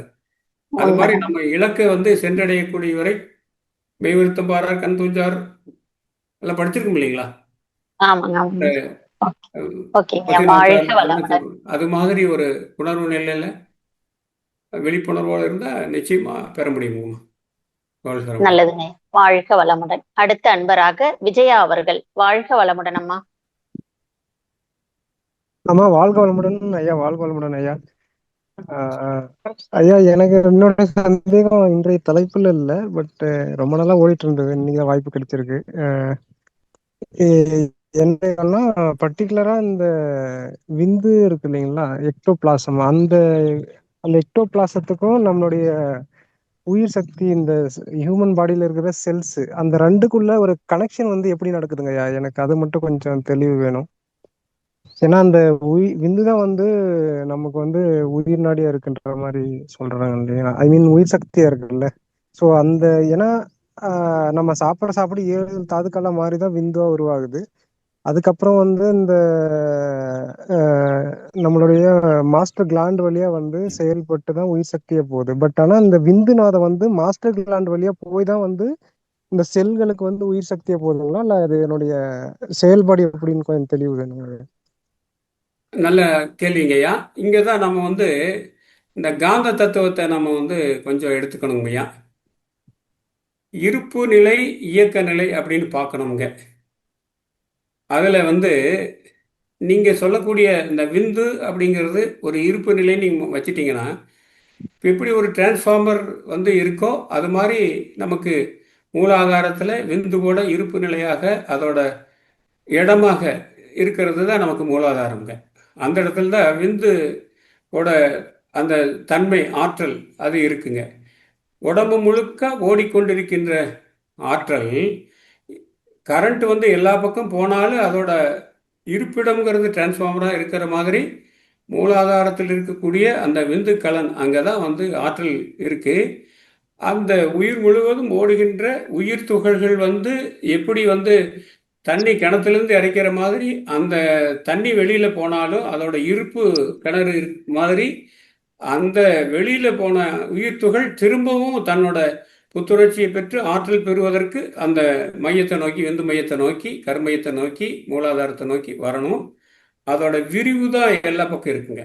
அது வந்து பார்த்தீங்கன்னு சொன்னா அது மட்டும் இல்லை, பிராணங்கிற உயிர் காற்றும் சேர்ந்து போகணும். அதனால மகரிஷி சொல்லும்போது வெப்ப ஆற்றல், காந்த ஆற்றல், உயிராற்றல் அப்படின்னு சொல்லுவாங்க. உடம்பு முழுக்க ஓடிட்டு இருக்கிறத நம்ம அந்த ரிலாக்ஸேஷன்லாம் பார்ப்போம். அந்த ஒரு அனுமானத்துல உயிர் கலன் அல்லது உயிர் சக்தி அல்லது உயிர் மையம் அப்படிங்கிறது நாதம், பிந்து என்ற இரண்டுக்கும் அடிப்படையாக இருக்கின்ற மூலாதாரம். அந்த இடத்துல இருந்து தான் புறப்பட்டு உடல் முழுவதும் ஆற்றலை தந்து பின்பு இழந்த ஆற்றலை பெறுவதற்கு அந்த உயிர்துகள் வந்து ஆற்றல் பெறுகின்ற இடம் மூலாதாரம். அதைத்தான் அந்த அடிப்படையை வச்சு தான் படங்கள்லாம் போட்டு பண்ணுவாங்க. அந்த ஆற்றல் நிலையை தான் நம்ம காந்தம்னு சொல்கிறோம். எப்படிங்க? காந்த புலத்தில் கம்பியை சுற்றினோம்னா கரண்ட் வரும். கரண்ட் போகும்போது கம்பியை சுற்றி காந்த புலம் உருவாகும். இது மாதிரி காம்ப்ளிமெண்ட்ரி கான்செப்ட்ஸ் அப்படின்னு ஃபிசிக்ஸில் சொல்லுவாங்க. Electricity, magnetism. கரண்ட்டு காந்தத்தை உருவாக்குது, காந்தம் கரண்ட்டை உருவாக்குது. Complementary concept. அது மாதிரி செயல் அல்லது விரைவு அல்லது விளைவு நடைபெறும் போது காந்த சக்தியா வெளியில வரும். அது இயக்க நிலையில் இருக்கும்போது உயிர் நிலையா இருக்கும். இதெல்லாம் சேர்ந்து இருக்கின்ற பொழுது இருப்பு நிலையா இருக்கும். ஓரளவு புரிஞ்சிருக்கும்னு நினைக்கிறேன் நான் சொன்னது. சரிங்களா? புரிஞ்சிச்சுங்க ஐயா, புரிஞ்சிச்சுங்க ஐயா. இந்த இடத்துல இன்னொரு சந்தேகம், மின்குறுக்குன்றது எந்த விஷயத்த சொல்றோங்க ஐயா? இப்போ நான் உதாரணத்துக்கு கேட்குறேன். இப்போ நான் ஒரு விஷயம் வந்து செய்யறேன், பட் நான் எதிர்பார்க்குற ரிசல்ட் அதில் வரல. அப்படி வரும்போது ஆப்போசிட்டான ரியாக்ஷன் வந்து நான் என்னுடைய மனசுக்கோ என்னுடைய உயிருக்கோ கொடுக்கும்போது அந்த அந்த உயிரோட சக்தி ஓட்டம் வந்து குறையிறத தான் நம்ம வந்து மின்குறுக்குன்னு சொல்றோங்களா? மின்குறுக்குங்கிறங்கய்யா, இப்போ நீங்க வேகமா போயிட்டு இருக்கிற வெஹிக்கிள் ஒரு இடத்துல டிராஃபிக் ஆன உடனே ஜாம் ஆயிடுது இல்லைங்க, நின்று போயிடுது இல்லைங்களா, தடை ஆயிடுது இல்லைங்க. அது மாதிரியான ஒரு ஏற்பாடு தாங்க. இப்போ 1, 2, 3 அப்படின்னு பல்வரிசையில் ஒரு பல்லை எடுத்துட்டோம்னா கஷ்டப்படும். அதே மாதிரி ஒரு கட்டடத்துல ஒரு செங்கல் எடுத்துட்டோம்னா அந்த இடத்துல ஒரு டிஃபெக்ட் அப்படின்னு சொல்லுவாங்க.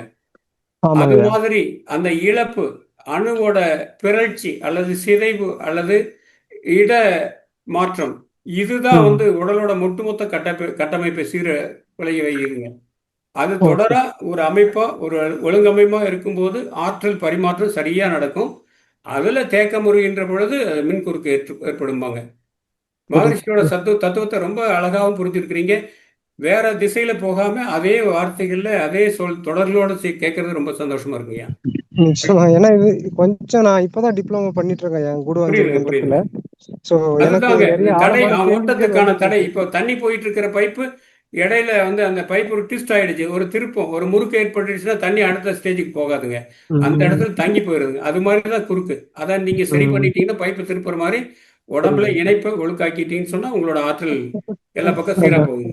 அந்த மின்குறுக்கை வந்து நம்ம மாற்றி அமைக்கிறதுக்கு தவம் மற்றும் உடற்பயிற்சி ரெண்டுமே வேணுங்க.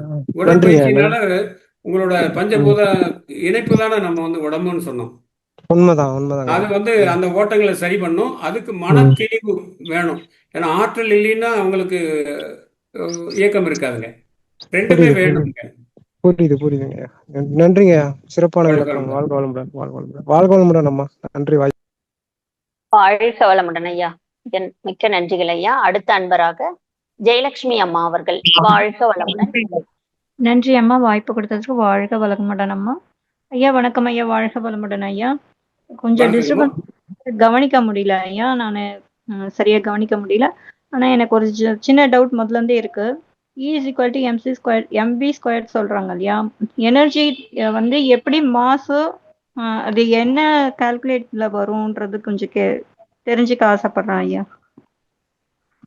அதாவது E is proportional to c square அப்படின்னு வச்சுக்கலாங்க. ப்ரொபோர்ஷனாலிட்டிங்கிறது வந்து ஆற்றல் பொருளாகும், பொருள் ஆற்றலாகும். இந்த ரிவர்சிபிள் கான்செப்ட் தாங்க அந்த இடத்துல. அதில் சி அப்படிங்கிறது வெலாசிட்டி ஆஃப் ஃப்ளைட் அப்படிம்பாங்க. ஒளியோட திசை வேகம், ஒளியின் திசை வேகம் 3 × 10⁸ மீட்டர் per செகண்ட் அப்படிம்பாங்க. அதாவது 3 போட்டு ஒரு 8 சைபர் போட்டிங்கன்னா என்னவோ அது மாதிரி ஒரு செகண்ட், ஒரு வினாடிக்கு அவ்வளோ தூரம் ட்ராவல் பண்ணக்கூடிய பவர் அந்த வெளிச்சத்துக்கு, ஒளிக்கு இருக்குங்க. லைட்டோட வெலாசிட்டி. அதை விட்டுருங்க. அது வந்து உலகம் முழுக்க அதோட 3 × 10⁸. அதனால அது வந்து ஒரு கான்ஸ்டன்ட்னு வச்சுட்டு நேரடியாக ரெண்டுக்கு இடையில ஒரு தொடர்புன்னு பார்த்தா ஆற்றல் பொருளாகும், பொருள் ஆற்றலாகும். சாப்பிட்டோம்னா ஆற்றல் வரும். ஆற்றல் வந்து இருந்துச்சுன்னு சொன்னால் நம்ம வந்து பணிகள் செய்ய முடியும். அந்த மாற்றம் தான் ஆற்றல் பொருளாகிறது, பொருள் ஆற்றலாகிறது தாங்க அந்த E=mc². இது அணுகுண்டு உருவாவதற்கான அடிப்படையை தந்த ஒரு சமன்பாடுங்க. ஐன்ஸ்டீனால உருவாக்கப்பட்டது. அது வந்து தான் அந்த 2ஆம் உலகப் போரில் அணுகுண்டு எல்லாம் விழறதுக்கு காரணமாக இருந்துச்சு. இன்னும் சுருக்கமாக சொல்ல போகணும்னு சொன்னால், ஆற்றல் திணிவு பெற பெற பொருளோட அளவு குறைஞ்சிட்டே வரும். அணுகுண்டோட அடிப்படை தத்துவம் என்னன்னா அதோட காம்பேக்ட்னஸ். இந்த பிரபஞ்சமே ஒரு புள்ளியிலிருந்து தான் வந்தது. அந்த புள்ளிக்கு பேர் சிங்குலாரிட்டின்னு பேர் அப்படின்னு மேத்தமெட்டிக்ஸ் சொல்லுது. பிக் பேங் தியரி அது சொல்லுது. இவ்வளோ பெரிய பிரபஞ்சம் ஒரு புள்ளியில் எப்படி இருக்குன்னு சொன்னால் அதை புரிஞ்சுக்கிறதுக்கு தான் நம்ம வந்து அணுகுண்டு தத்துவம் சொல்கிறோம். ஆற்றலோட சுருக்கம் இன்னும் அதோட வால்யூம் குறைய குறைய டென்சிட்டி கூடும். டென்சிட்டி அது உங்களுக்கு அந்த சமன்பாடு தெரியும். Rho = m/v, mass by volume = டென்சிட்டின்னு படிச்சிருப்பீங்க. அது மாதிரி அடர்த்தி கூட கூட வால்யூம் குறையும். ரொம்ப குறைச்சிட்டே போனீங்கன்னு சொன்னால் ஒரு புள்ளியை பெற முடியும். அதுதான் அடிப்படை ஆரம்ப புள்ளி. அங்கிருந்து தான் பிரபஞ்சம் வெளியில் வந்துச்சு. இந்த அடிப்படையை சொல்லக்கூடியது தான் அந்த தத்துவம். இதை ஒரு சிம்பிளாக ஒரு எளிமையான சமன்பாட்டில் இவர் சொன்னாருங்க. இதே ஈக்குவேஷன் E=hν அப்படின்னு சொல்லி ஒரு சமன்பாடும் இருக்குதுங்க. இந்த ஹெச் அப்படிங்கிறது பிளாங்க்ஸ் கான்ஸ்டன்ட். நீங்கள் எப்படி வெலாசிட்டி ஆஃப் லைட் சொன்ன மாதிரியோ அங்கே பிளாங்க்ஸ் கான்ஸ்டன்ட்டு, அதுக்கு ஒரு வேல்யூ இருக்குங்க. நியூங்கிறது ஃப்ரீக்வன்சிங்க. ஃப்ரீக்வன்சிங்கிறது அதிர்வு, அதிர்வுங்கிறது இயக்கம், இயக்கத்துக்கு அடிப்படையாக இருக்கிறது ஆற்றல். அதுவும் ஆற்றல் தான் குறிப்பிடுது. எனவே அந்த hν mc² போட்டுட்டு அதுலேருந்து சமன்பாடு பண்ணிங்கன்னு சொன்னால் λ h/pன்னு ஒரு ஈக்குவேஷன் வருங்க. அதில் ஹெச்ங்கிறது ஏற்கனவே சொன்ன கான்ஸ்டன்ட்டு. அதனால் லேம்டாங்கிறது வேவ் லென்த்து, அதில் வந்து பிங்கிறது மொமெண்டம். இதுதான் அந்த பார்ட்டிக்கிள் அலை அல்லது மொமெண்டம் ஃப்ரீக்வன்சி, இந்த ரெண்டுக்கும் ஒரு ரிலேஷன் ஏற்படுத்துச்சுங்க. இதுக்கு ஒரு நோபல் பிரைஸ் கொடுத்தாங்க. இந்த E=mc²ங்கிற தத்துவம் அதுதான். ஆற்றல் பொருளாகும், பொருள் ஆற்றலாகும். புரிஞ்சுங்களாமா? நன்றி ஐயா. ஒரு ஆற்றல் வந்து இன்னொரு ஆற்றலா டிரான்ஸ்ஃபார்ம் ஆகுறதுன்னு தான் நான் நினைச்சிட்டு இருந்தேன். அது அப்படிங்களா? இல்லைங்க, ஆற்றல் ஒன்னே தாங்க. நீங்கள் கரண்ட்டுங்கிறது வீட்டுக்குள்ளே வரும்போது கரண்ட்டாக தான் வருதுங்க. அது நின்று செயல்படக்கூடிய நிலையில் அது ஆற்றல் மாற்றங்களாக இருக்குது. அது வெப்ப ஆற்றலாக மாறுது, மின் ஆற்றலாக மாறுது, வெளிச்ச ஆற்றலாக மாறுது, எல்லா ஆற்றலும் மாறுது. ஒரே கரண்ட்டு தான் பல்வேறு நிலைகளில் பல்வேறு மாற்றங்களை பெறுது. அதே மாதிரி தான் உயிராற்றல் கண்ணில் வெளிப்படுதா, காதில் வெளிப்படுதா, மூக்கில் வெளிப்படுதா, அந்த நின்று இயங்கக்கூடிய கருவிகளுக்கு தகுந்த மாதிரி உணர்வுகளை தருதுங்க. உணர்வுகளோட வெளிப்பாடு உங்களுக்கு பொருள்னு வச்சுங்களேன். அது மாதிரி தான் ஒரே ஆற்றல் தான் பல்வேறு நிலைகளில் பல்வேறு நின்று இயங்கக்கூடிய கருவிகளின் அடிப்படையில் பல்வேறு நிலைகளை பெறுகிறது. ஆனால் எல்லாத்துக்கும் அடிப்படையாக டிரான்ஸ்ஃபார்மர்லேருந்து வரக்கூடிய கரண்ட் மாதிரி இந்த பிரபஞ்சத்துக்கு அடிப்படையாக இருக்கக்கூடிய இயக்காற்றல் ஒன்று தான். அதை தான் அகர முதல எழுத்தெல்லாம் ஆதிபகவன் முதற்றே உலகுன்னு சொன்னால் அகர முதல் போல் அறிவாகி என்றும் நிகரில் நிற்கும் நிறைந்து அப்படின்னு சொல்லி இறை நிற்கும் நிறைந்துன்னு சொல்லி உங்களுக்கு மெய்ஞான இதில் இருக்குங்க, மெய்ஞானத்தில். அதனால எல்லா உடம்புக்கும் ஒரு இயக்க சக்தி ஆற்றல் இருக்கிறதுனால, உயிருங்கிற ஆற்றல் இருக்கிறதுனால உடம்பு இயங்குது.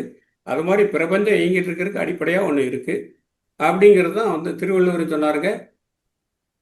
உங்களுக்கு மெய்ஞானத்திலையும் சொல்லியிருக்காங்க. சரிங்களாமா? நன்றிங்க ஐயா. வாழ்க வளமுடன் ஐயா. நன்றி ஐயா. வாழ்க வளமுடன் அம்மா. நன்றிகள் ஐயா. அடுத்த அன்பராக உமையாள் அம்மா அவர்கள். வாழ்க வளமுடன்மா.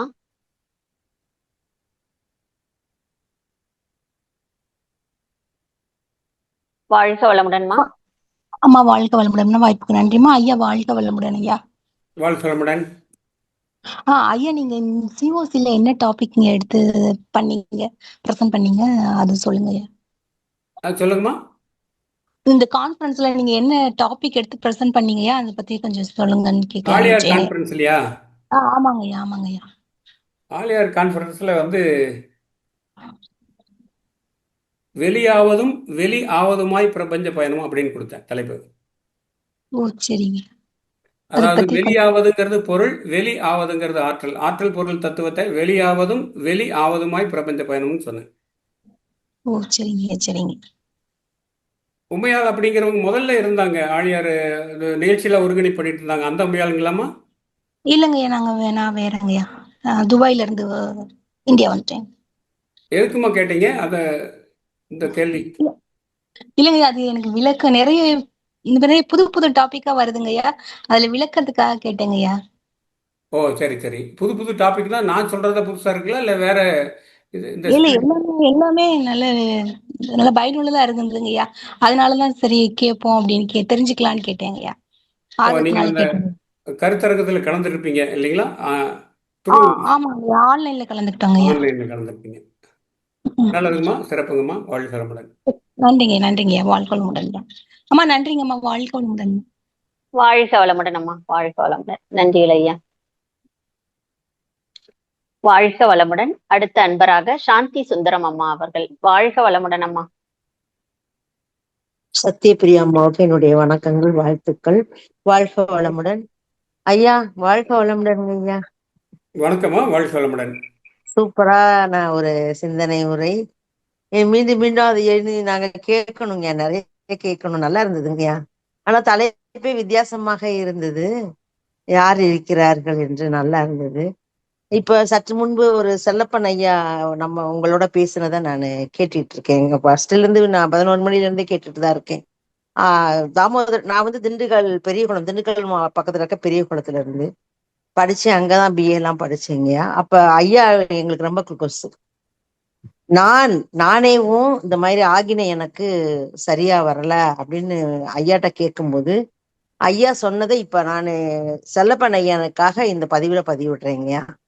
அதாவது நீங்க வந்து ஆகினை வரலன்னு நினைக்க வேண்டாம், மூச்சை மட்டும் கவனிங்க ஃபர்ஸ்ட். தொப்புள்ள இருந்து உங்களுக்கு எங்க உச்சி வரைக்கும் போக முடியுதாங்கிறத கவனிச்சுட்டே வாங்க. ஒரு 5 மணித்துளிகள் 10 மணித்துளிகள் மட்டும் நினைச்சிட்டே வந்துட்டு அடுத்து அந்த மூச்சினுடைய அளவை குறைங்க. அப்புறம் நெஞ்சுக்குழியில இருந்து அப்படியே கொண்டு வாங்க. அப்புறம் அந்த வேற எந்த இதாவுமே பண்ண வேண்டாம். திரும்ப மூக்கின் நுனியிலிருந்து மூக்கின் மேல் தண்டு வரைக்கும் கொஞ்சம் அப்படி அதையே நினைக்க நினைக்க நினைக்க கிட்டத்தட்ட ஒரு 15-16 நாட்கள்லயே காலை மாலை பிஃபோர் 6, ஈவினிங் வந்து ஆஃப்டர் 6 ஒரு அப்படியே உட்காந்து செய்ய செய்ய செய்ய அந்த மூக்கு நுனியிலிருந்து அந்த ஆகினை வரைக்கும் வர்றது நல்லா நம்மளால உணர முடியும்னு சொன்னாங்கய்யா. அப்படியே பின்பற்றினீங்கய்யா. ரொம்ப அற்புதமாக ஆகினை தவத்துல அதாவது ஒரு ஒரு ஆணி எடுத்து நம்ம ஒரு தகரத்திலேயோ உள்ள ஒரு இது மேல நம்ம அடிக்கும் போது எப்படி அது உள்முகமாக போகுதோ, அப்படியே போய் போய் எடுத்த பிறகு பார்த்தாலும் அந்த இடத்துல ஒரு பள்ளம் இருக்கும், அது உள்ள போன மாதிரி இருக்கும். அது போல நம்மளுடைய எண்ணங்கள் எல்லாம் அங்க குவிந்து குவிந்து குவிந்து குவிந்து கலர் கலரா தெரியற மாதிரி இருந்து கடைசியில பூரணமாக ஆகினை கிடைச்சிச்சு. இது ஐயாவுக்கு சொல்லணும்னு நினைச்சேன். அதுக்காக தான் போன் பண்ணேன், வேற ஒண்ணும் இல்லைங்க. இது நீங்க தவறா நினைச்சுக்கிறாதீங்கய்யா. சிறப்புமா, சிறப்பு. நீங்க உங்க கருத்து விளக்கத்துக்கு வலிமை சேர்க்கிறது, இன்னும் ஒரு வழியை வந்து நமக்கு உருவாக்கி தருதுங்கிறது ரொம்ப சிறப்புங்கம்மா, ரொம்ப மூச்சை சிறப்பு. மட்டும் கவனிச்சா போதும்னு சொன்னாங்க. மூச்சை மட்டும் கவனிச்சு மூச்சை சிறுசாக்கிருங்க. லம்பாவை ரொம்ப உயரமா இருக்கிறத குட்டி குட்டியா ஆக்கி கடைசியில மூக்கு நுனியும் மூக்குக்கு மேல இருக்கக்கூடிய அந்த ஆகினை வரைக்கும் மட்டும் கொஞ்சம் கொஞ்சம் கொண்டு வந்துங்கிட்டே யோசிச்சுக்கிட்டே இருந்தாருன்னா ஒரு கட்டத்துல ஆகினையில நல்லா உங்களுக்கு ஒரு உணர்வு தோன்றும், அழுத்த உணர்வு தோன்றும். அதையே கவனிங்க அப்படின்னு சொன்னாங்க. இன்றைக்கு வரைக்கும் நமக்கெல்லாம் குருவா இருக்கக்கூடிய குருவிக்கு குரு நமக்கு வந்திருக்கிறாரு. அவரை நான் மறக்க முடியாது. என்னுடைய நன்றிகள், வாழ்த்துக்கள். நமக்கு கொடுத்த பெரிய பெரிய மகான்களோட நம்ம மகான் கொடுத்த மகான்கள் அவங்க எல்லாம் நமக்கு. என்னங்கய்யா, ரொம்ப நன்றிங்கய்யா. உங்களுடைய படைப்பு சூப்பரா இருந்துச்சுங்க. சிந்தனை விருந்து அற்புதம். ஆனா நாங்க மீண்டும் கேட்கணுங்கய்யா, கேட்கணும். நிறைய நிறைய விஷயங்கள் புதுசா சொல்லியிருக்கீங்கய்யா, நிறைய கேட்கணும். திருமூலர்ல இருந்து எல்லாரோடதையும் நாங்க படிக்கணும். அதனுடைய உள்ளார்ந்த கருத்துக்களை நாங்களுக்கு சொல்லணும். மகான் இவ்வளவு தூரம் யோசிச்சிருந்தா இப்படி ஒரு வேதாத்திரியத்தை நமக்கு கொடுத்துருப்பாங்களாங்க. ரொம்ப பிரமிப்பா இருக்கு, ஆச்சரியமா இருக்குது. அதே சமயம் இந்த பிறவி எடுத்ததுக்கு நம்ம எவ்வளவு பேர் முன்னாடி நமக்கு முன்னே செஞ்சிருக்காங்கிறது தோணுதுங்க என் மனசுக்குள்ளற. இல்லாட்டி நமக்கு மகான் கிடைச்சிருக்க மாட்டாரு இல்லைங்கய்யா. ஆமாங்கய்யா. முன்னோர்கள் செஞ்ச புண்ணியம். வலிமை வேதாத்திரிய குடும்பத்தோட சிறப்பே இதுதாங்க. இப்போ நான் சொன்ன கருத்தை நீங்க மேலும் விளக்கமா சொல்லியிருக்கீங்க. இது வந்து மகரிஷி கூடவே இருந்த அவரோட நேரடி சீடர்களை பார்த்து பேசும்போது இந்த அனுபவங்கள் நமக்கு கிடைச்சிட்டே இருக்கு. இதுதான் அங்க பெரிய சிறப்புங்க. இப்ப நான் கண்டிப்பாங்க. தாமோதர் ஐயா அந்த சக்கரங்கள்ல வந்து நின்று மூலாதாரம், சுவாதிஷ்டானம், மணிப்பூரகம், விசுத்தி எல்லாம் ஏறும்போது அந்த ஒரு அனுமானமா ஒரு புள்ளியை நீங்க மனசுல நினைச்சிட்டு அதுக்கும் மேலேயும் கீழேயும் ஒரு ஆசோலேஷன் அப்படின்னு சொல்லுவாங்க இல்லைங்களா, ஒரு வீச்சு அதை ஆமாங்க ஆமாங்க உருவாக்கிட்டு ஆமாங்க அது இல்லாம பண்ணிட்டே வந்தீங்கன்னு சொன்னா ஒரு பாயிண்ட் நீங்க கரெக்டா பிடிச்சிடலாங்க அப்படின்னு சொல்லுவாங்க. அதே மாதிரிதான் நீங்க இப்ப சொல்றது ஆர்கனிக்கான அந்த அழுத்த விரைவு அழுத்த புள்ளியும் அழகா சொன்னீங்கம்மா. மகிழ்ச்சியம்மா. கண்டிப்பாங்கய்யா கண்டிப்பாங்கய்யா. வாழ்த்துங்கள்ங்கய்யா. வாழ்க வளமுடன்ங்கய்யா. நன்றிங்கம்மா. நன்றிங்கம்மா. வாழ்க வளமுடன். சத்யபிரியாம்மா நன்றிகள்மா. வாழ்க வளமுடன் அம்மா, வாழ்க வளமுடன். நன்றி. நிறைவான அன்பராக வாழ்க வளமுடன்.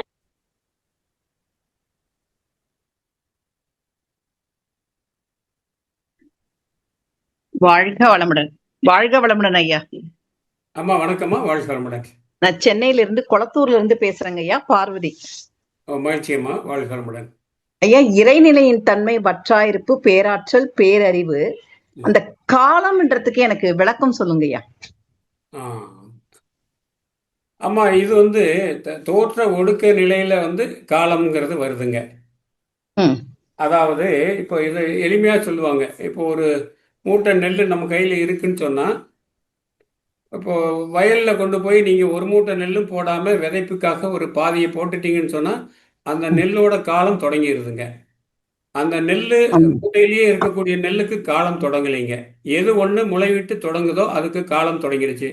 அதே மாதிரி பிரபஞ்சத்தோட காலமும் ஒண்ணு இருக்கு அப்படின்னு சொன்னா அந்த நான் சொன்னோம் இல்லைங்களா, ஒற்றை புள்ளி சிங்குலாரிட்டி அதிலிருந்து ஆமா.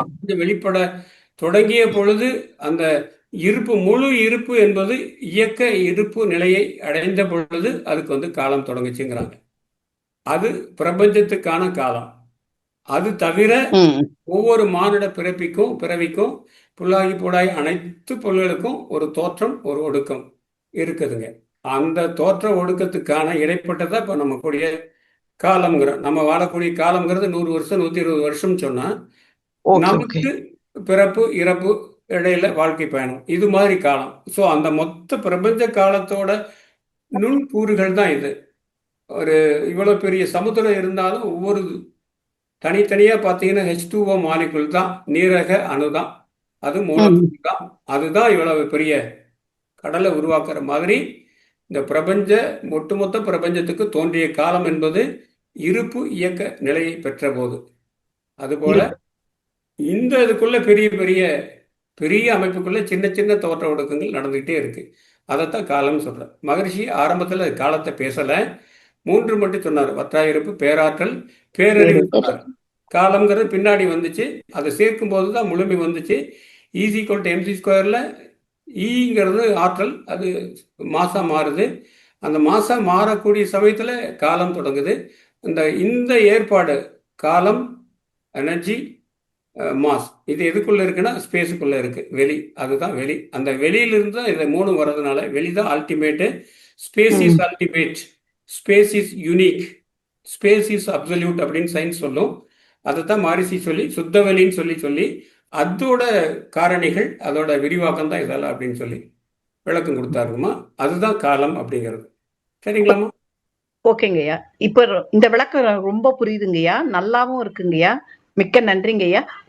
இன்னொரு சின்ன டவுட்டுங்கய்யா. இப்ப வந்து சுத்தவெளி தன்னைத்தானே நொறுங்கி இறுக்கி நுண் அதிர்வு, அந்த நுண் அதிர்வு கூட காலன்றாங்களையா, அது உடைய விளக்கங்கய்யா.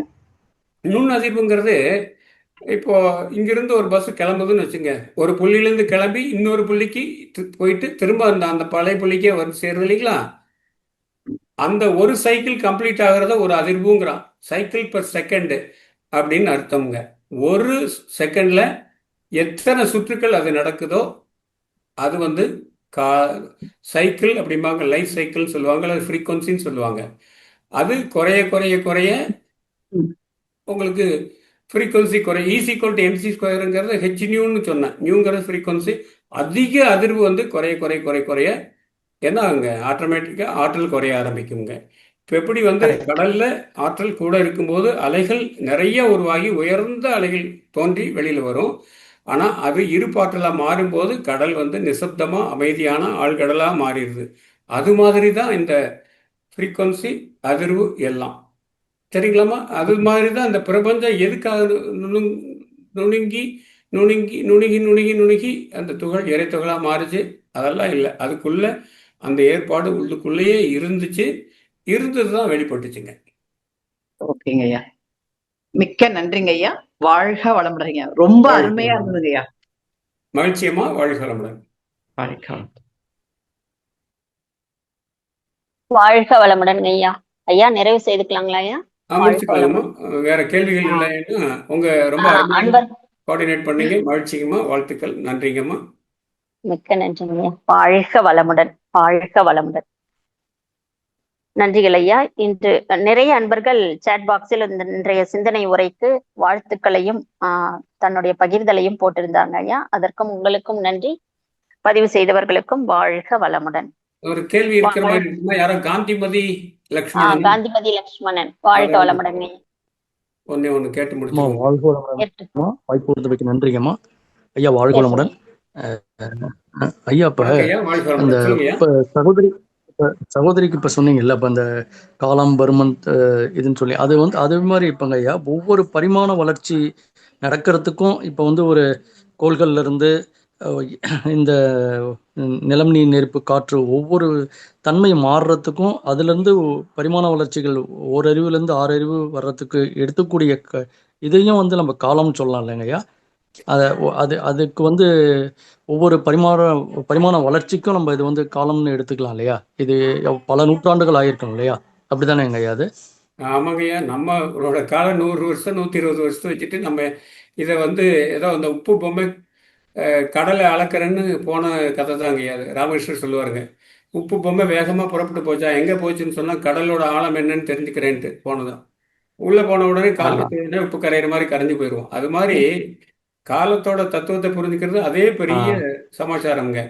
இதை நீங்க சொன்னது அருமையான கருத்துங்க. இந்த டைமென்ஷன் அனாலிசிஸ் அப்படிம்பாங்க. இப்போ எப்படிங்க 0ல இருந்து 1 வருது, 1க்குள்ள இருந்து 2, இப்படியே 1க்குள்ள இருந்து 1 உயர்ந்து ஒரு உயர்ந்த நிலைக்கு வரும்போது அந்த நிலையை பெற்ற பின்பாக திரும்பவும் ஆரம்ப நிலையிலிருந்து தொடங்கும்பாங்க. இது வந்து சைக்கிள்ங்க.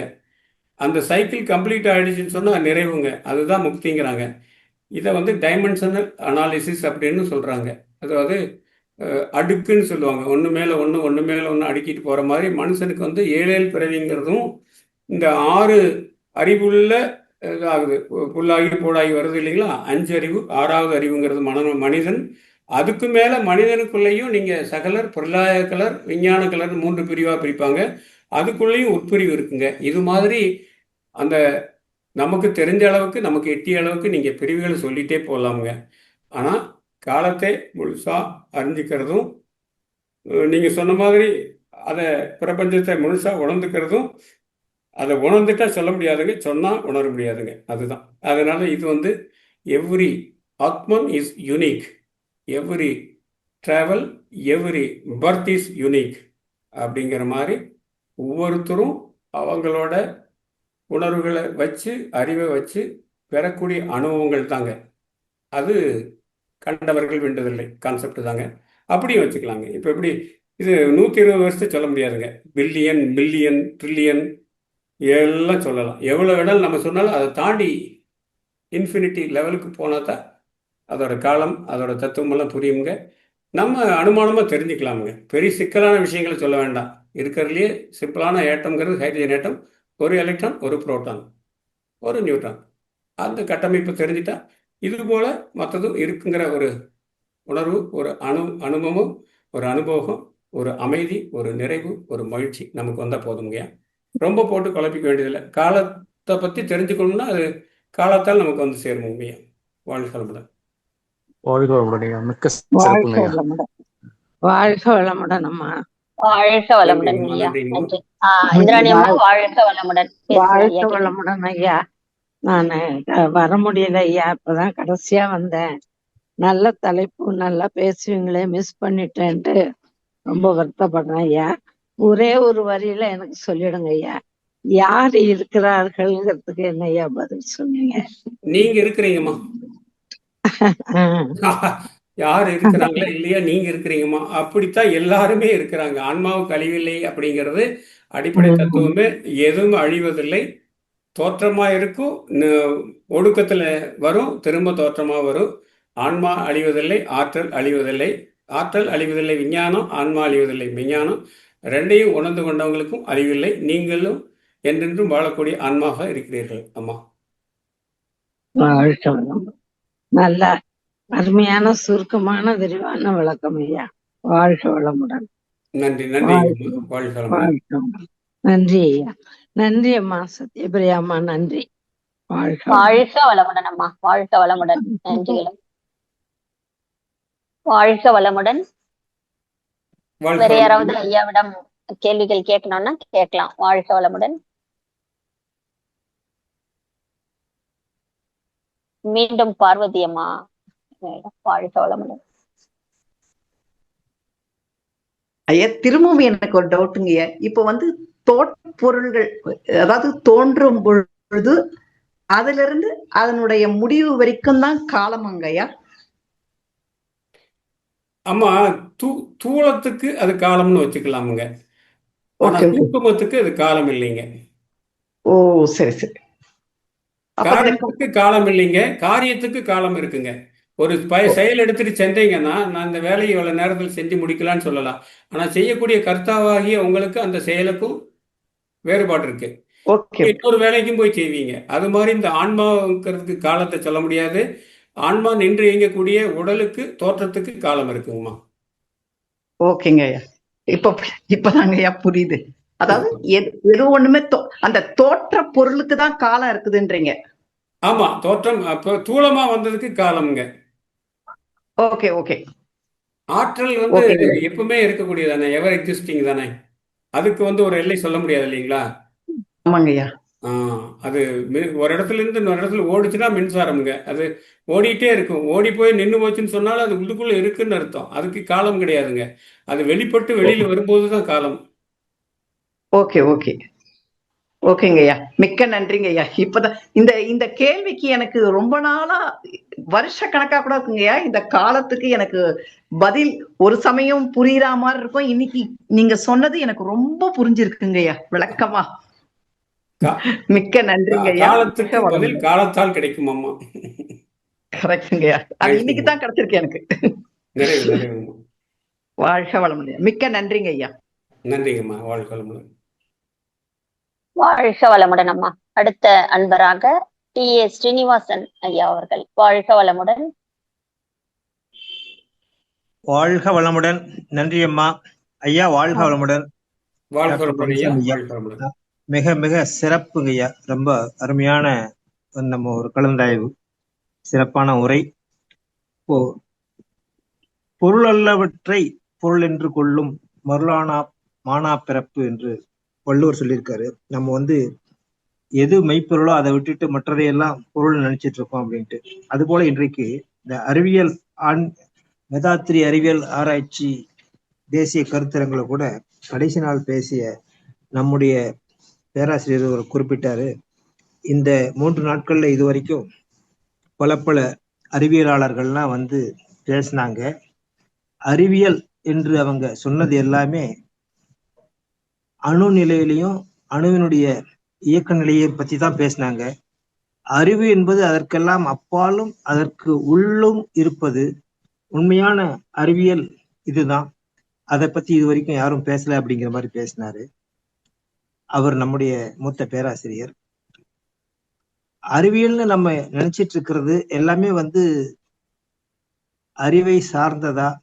அறிந்து கொள்வது அறிவு, தெரிந்து கொள்வது தகவல், ஆனா உணர்வதுதான் ஞானம். அந்த ஞானத்தை கொடுப்பதுதான் உண்மையான அறிவு. அந்த அறிவியல் நம்ம சொல்லிட்டு இருக்கிறதுக்கும் உண்மையான நாம தேடக்கூடிய அறிவுக்கும் எவ்வளவு கேப் இருக்குங்க ஐயா. அதை எப்படி நம்ம ஃபில்லப் பண்றது, அதை கொஞ்சம் சொல்லுங்க ஐயா. நல்ல கேள்விங்க ஐயா. நீங்க இரு உள் அப்படின்னு சொன்னா இருள் அப்படின்னு சொல்லி சொன்னாரு. நானும் வந்திருந்தேங்க கருத்தரங்கத்துல. ரொம்ப அற்புதமான தத்துவமா இருந்துச்சுங்க.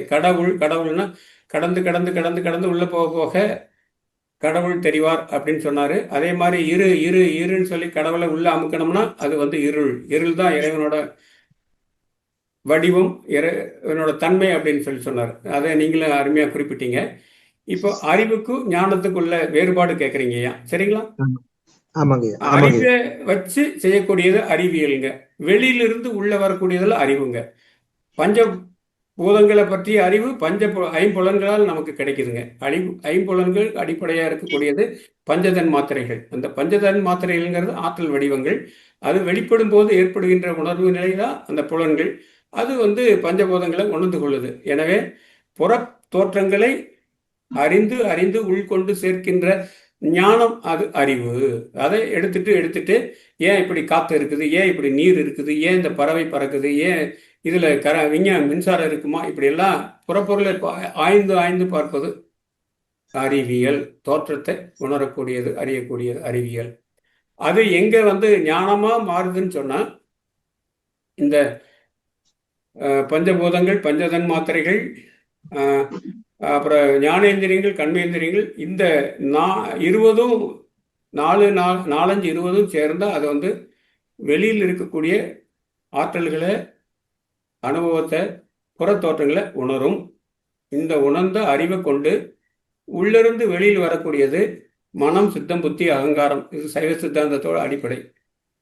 அகங்காரம்ங்கிறது ஆசைப்படுவது, புத்திங்கிறது அந்த ஆசைக்கு பற்றிய தகவலை தருவது, மனம்ங்கிறது இது வெளியிலிருந்து வரக்கூடிய உணர்வுகளையும் அறிவை எடுத்து உள்ள கொண்டு சேர்க்கிறது. இதெல்லாம் சேர்ந்து சிந்தசைஸ் பண்ணி இதுன்னு முடிவு பண்ணி உண்மையிலே அறிவது சித்தம். அதுக்கு பேர் அந்த கரணங்கள்னு சைவ சித்தாந்தம் சொல்லுதுங்க.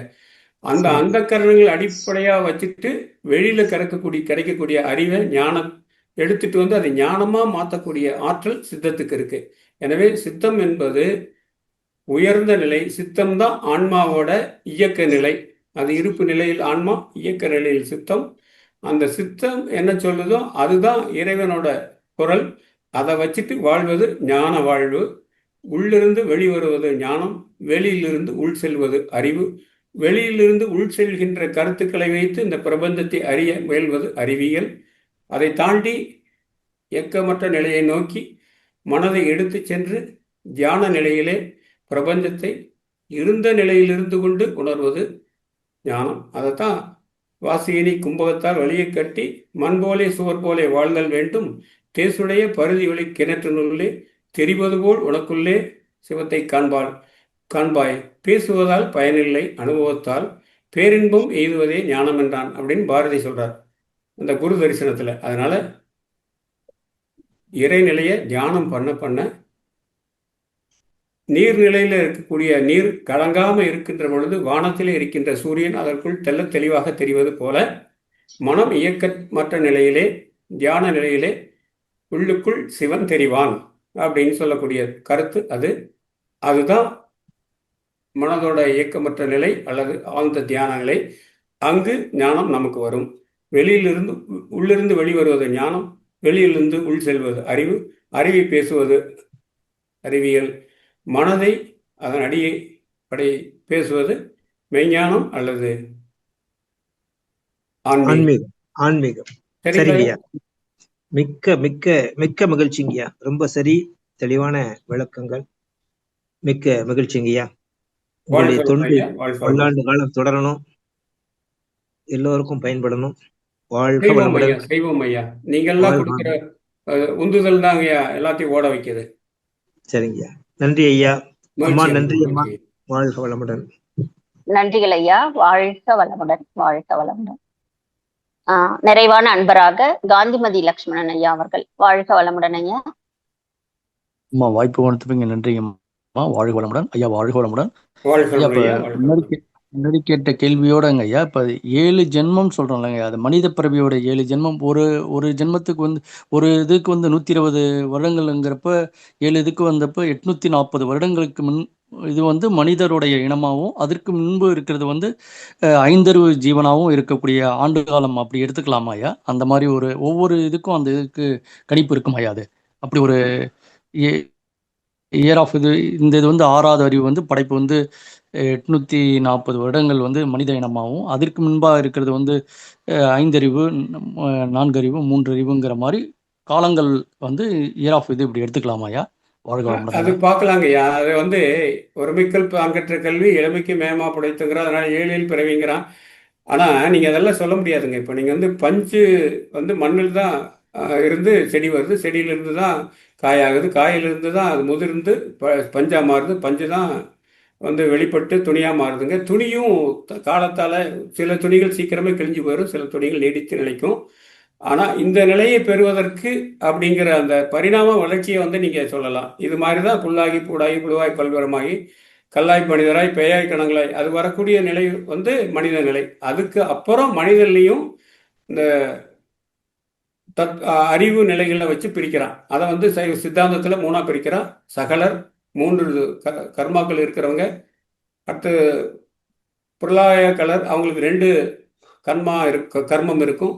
விஞ்ஞான கலர் ஆணவம் மட்டும் இருக்கு அவங்களுக்கு, அது மற்ற 2 கர்மம் மாய 2 காணாம அது மாதிரி பிரிக்கிறாங்க. ஸோ இந்த 6ஓட 3 சேர்த்தோம்னா 9 ஆயிருதுங்க. 6ங்கிறது 6 நிலைகள், 5 நிலைகள் வந்து அதுக்கப்புறம் 6வது மனிதன், 7, 8, 9 வரைக்கும் வந்துடுறாங்கய்யா. இதை தாண்டியும் ஒரு நிலைகள் இருக்குன்னு 11 நிலைகள் வரைக்கும் நீட்டிச்சுட்டு போகலாங்கய்யா. இப்போ ஒரு இதே வந்து நீங்க சென்டிமீட்டர்ல அளக்கலாம், மில்லிமீட்டர்ல அளக்கலாம், கிலோமீட்டர்லையும் அளக்கலாம் தூரத்தை. அது மாதிரி அவங்களோட அளவுகோல் படி அவங்கவுங்களுக்கு தோணுத சித்தாந்த அடிப்படையில் சொல்லியிருக்காங்கய்யா. அதனால நம்ம பொதுவா எல்லாத்துலேயும் கேள்வியா கேட்காம எளிமைக்கு மேல் 7 பிறப்பு அப்படிங்கிறத நிறைய இடங்களை குறிப்பிட்டு இருக்கிறதுனால அதை நம்ம எடுத்துட்டு, எப்படிங்க ஒரு நதி வந்து உருவாகுது, அது போய் கடலை சேரணும், கடலை சேர்றதுக்கான ஆற்றல் வரணும், இல்லைன்னு சொன்னால் மறுபடியும் அடுத்த மழை பெய்யற வரைக்கும் வெயிட் பண்ணணும். அப்போ கொஞ்சம் தூரம் சேர்ந்து ஓடும். இன்னும் நிறைய மழை பெஞ்சதுன்னா அது வந்து ஆற்று பெருக்கு வந்து கடலை போய் இணையும். அது வரைக்கும் அதோட முற்றுப்பெறுதல் தொடங்குதல், முற்றுப்பெறுதல் தொடங்குதல் நிகழ்வது போல இறைநிலை அவனி ஒன்றாய் அறிந்த இடம். அதுபோய் இறைநிலையை பெறுவதற்கு இந்த டைமென்ஷன் அல்லது பிறவி அல்லது வேறுபாடு கால அளவு முக்கியம் அப்படிங்கிறது மட்டும் நம்ம மனசுல வச்சுக்கோம் ஐயா. சரிங்களாயா? சிறப்புங்கய்யா, சிறப்புங்கய்யா. மிக்க நன்றிங்கய்யா. வாழ்க வளமுடன் ஐயா. வாழ்க வளமுடன். நன்றிங்கம்மா. வாழ்க வளமுடன். வாழ்க வளமுடன். நம் கடமை அறவாழ்வின் நாட்டத்தே